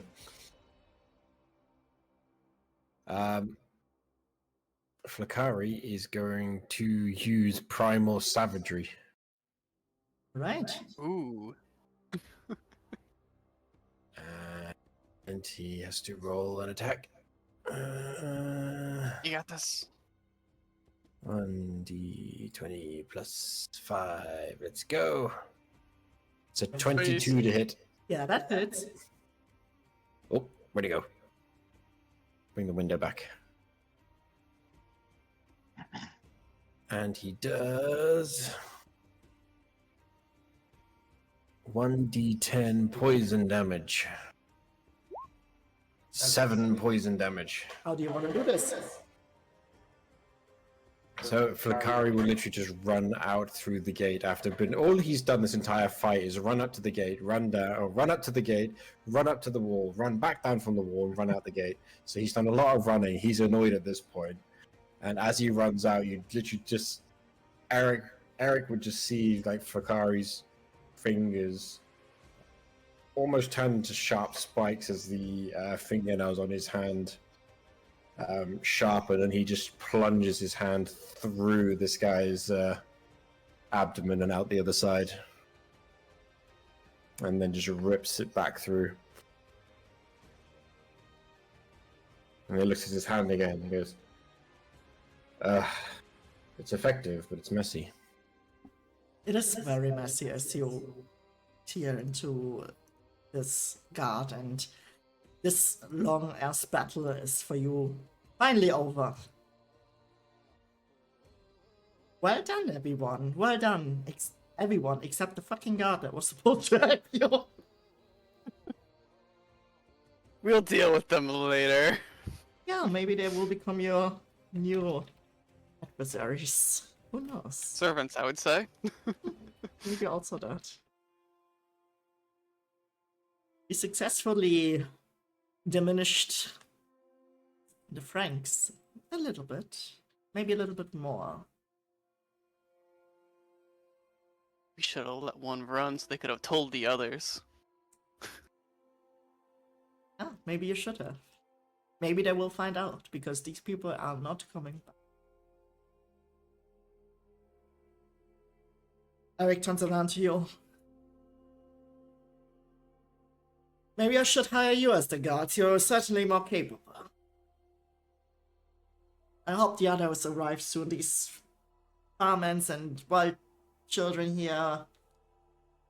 Why I call them my friends, you've seen how useless they are. No offense. Everyone who looks looking like at Eric, like full offense taken.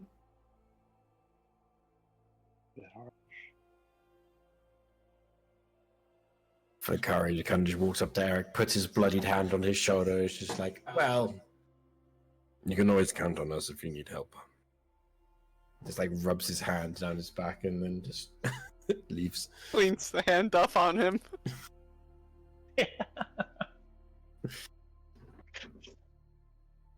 Sakari's a dick. Oh, see, I'm an asshole. Is that news?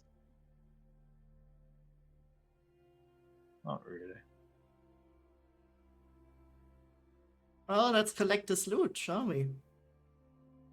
Alright. So I'm sure we can use some of their weapons and armor. Shouldn't go to waste, should it?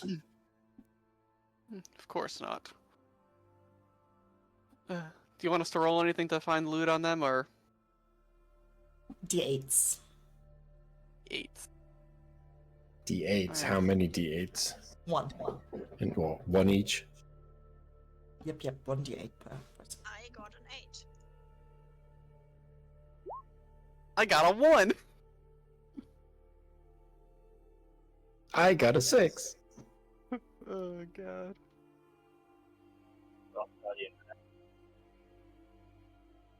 I'm gonna say Cormac needs half an hour.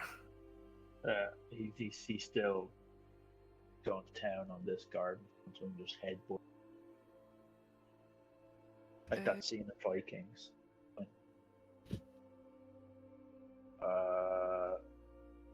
Yeah, it looks like there's a 1.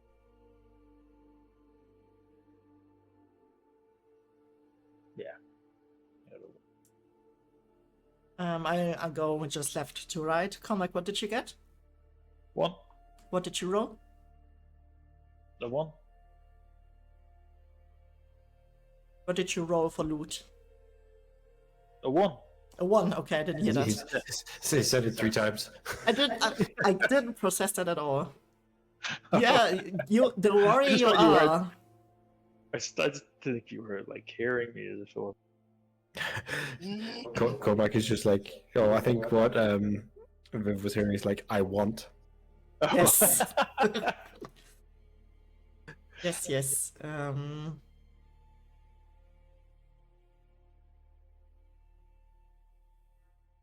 So, what did you get? I want. I know you want, but what did you get? I want. you being the warrior you are, you just look at the knight, and it has a really nice sturdy helmet with minor dents after this battle, maybe bigger dents. It offers basic protection.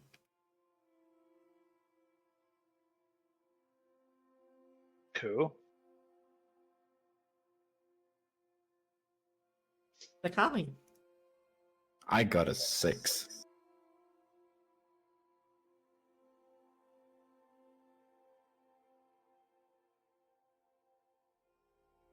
You rummage through the corpses, some worse, some better, and you're particularly drawn to the priest. You see this nice longsword, polished hilt, standard quality, but engraved with a language that is not known to you.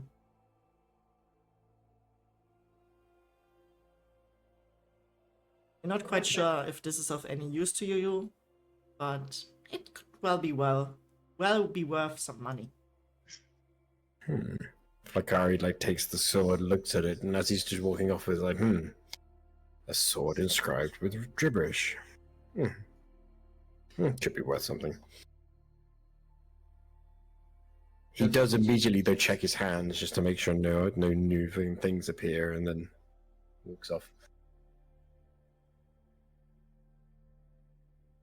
Nothing appears, but you have the feeling this could be a name.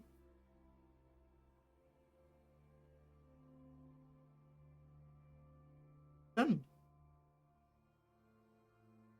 I got an 8.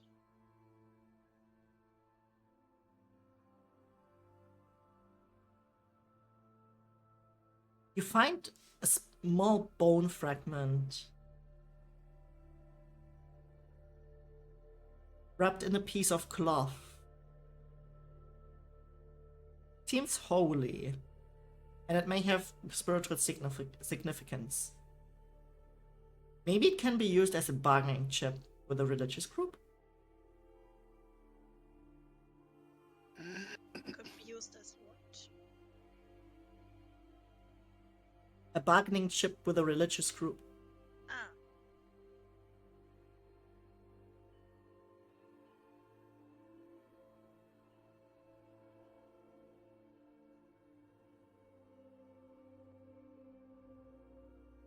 Sigvald. 1. Oh, one? 1. One? 1.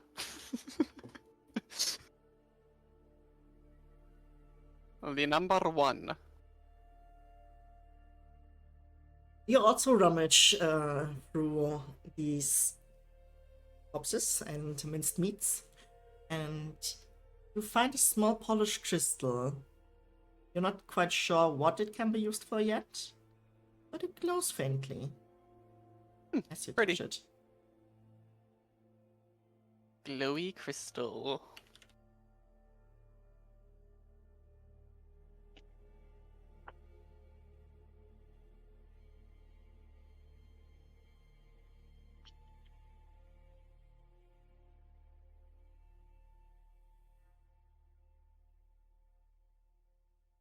Crystal.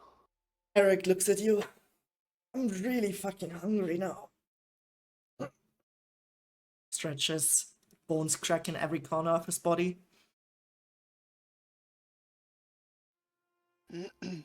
But maybe we should get those corpses out of the way first. And you see him starting to drag them onto a pile. We gotta burn them, else they come back. See? Told you you burn corpses. Sounds like a plan. And Flakari just goes along, grabs 2 near him, and just starts dragging them over. I supervise. One of the guards who's deathly afraid of me, I will tell gently to help out.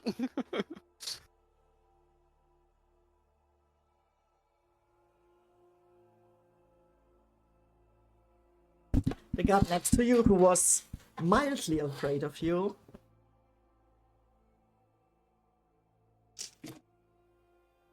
she's like, you know, you really distracted me with all that. I'm actually quite capable warrior.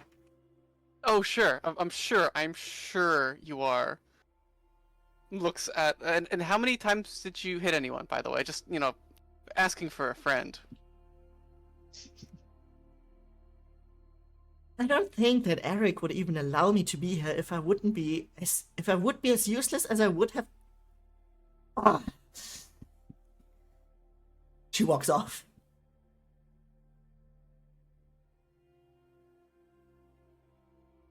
That wasn't even the original one. That was the one who came up to help after. Wait, the this one. fact. It was this one. You're right. No, it was this one. This lady was the one who was standing next to me True. when we started the battle. True. But this one also got framed. I'm sure All of them not. a lot of people were.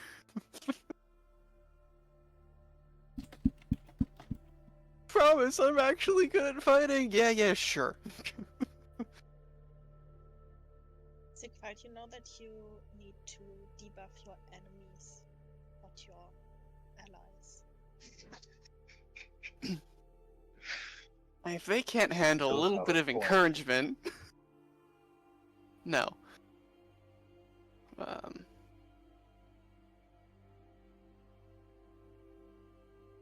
Afraid. What am I trying to go here?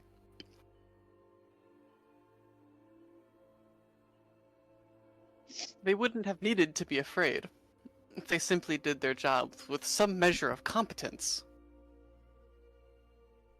I think there was only a single man on this wall who aided the battle whatsoever. Looks at that one guy who I know hit like 3 shots. Cormac just turns to him like kind of annoyedly for like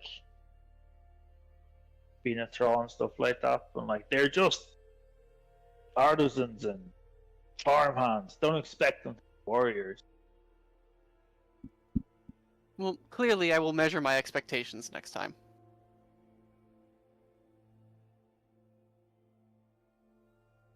Such an asshole thing to say.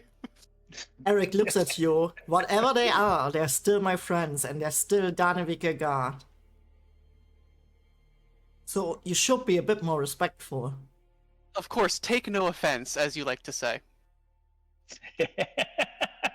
With the slight distinction that these are my friends and you are an utterly, completely fucking stranger. I'm not a stranger to you, Well, but you see the eyebrow popping.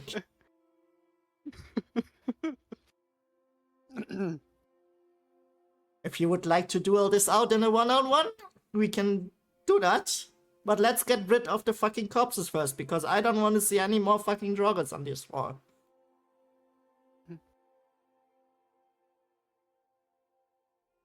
I would like, as we do that, I would like to point out to Eric, please note that none of your friends were hurt in this attack due to, one, the attention I was able to grab. He points to his dented chest. Noted.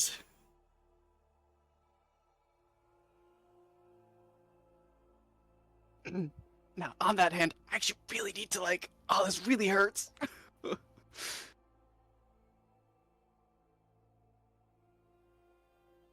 You hear the labored breaths of all of you as you get rid of the corpses in a fire. And the chill is momentarily interrupted by the warmth that is coming from this messed up bonfire. Massive fire. Yeah. It doesn't smell very good. It doesn't look nice at all. But it shelters you a little bit from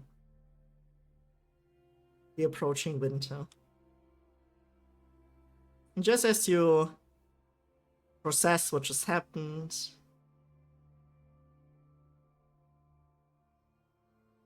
you hear a horn in the distance. Oh no.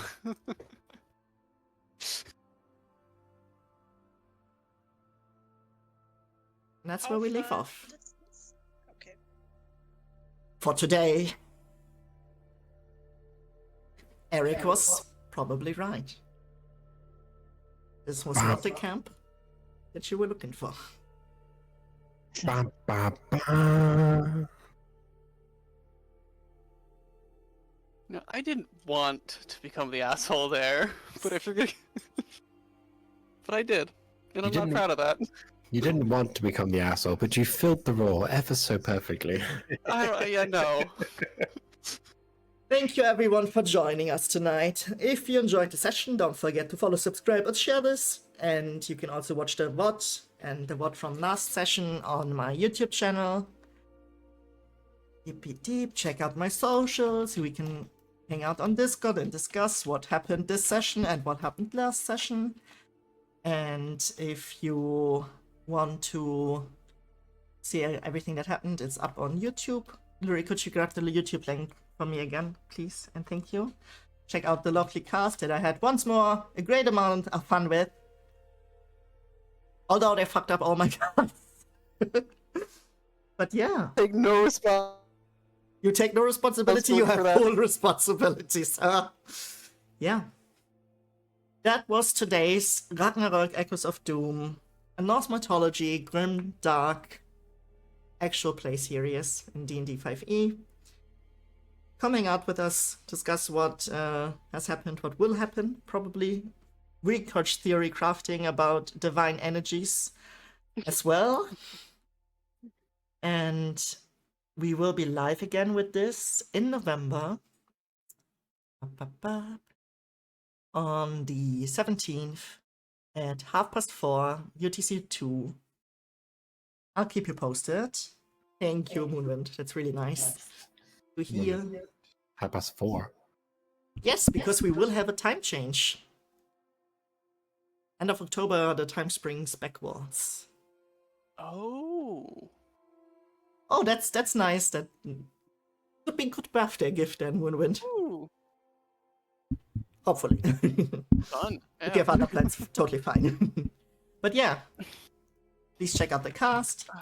And I shall see you all on Discord, on my socials, and it'll be live again on Monday with Smooshy Come Home.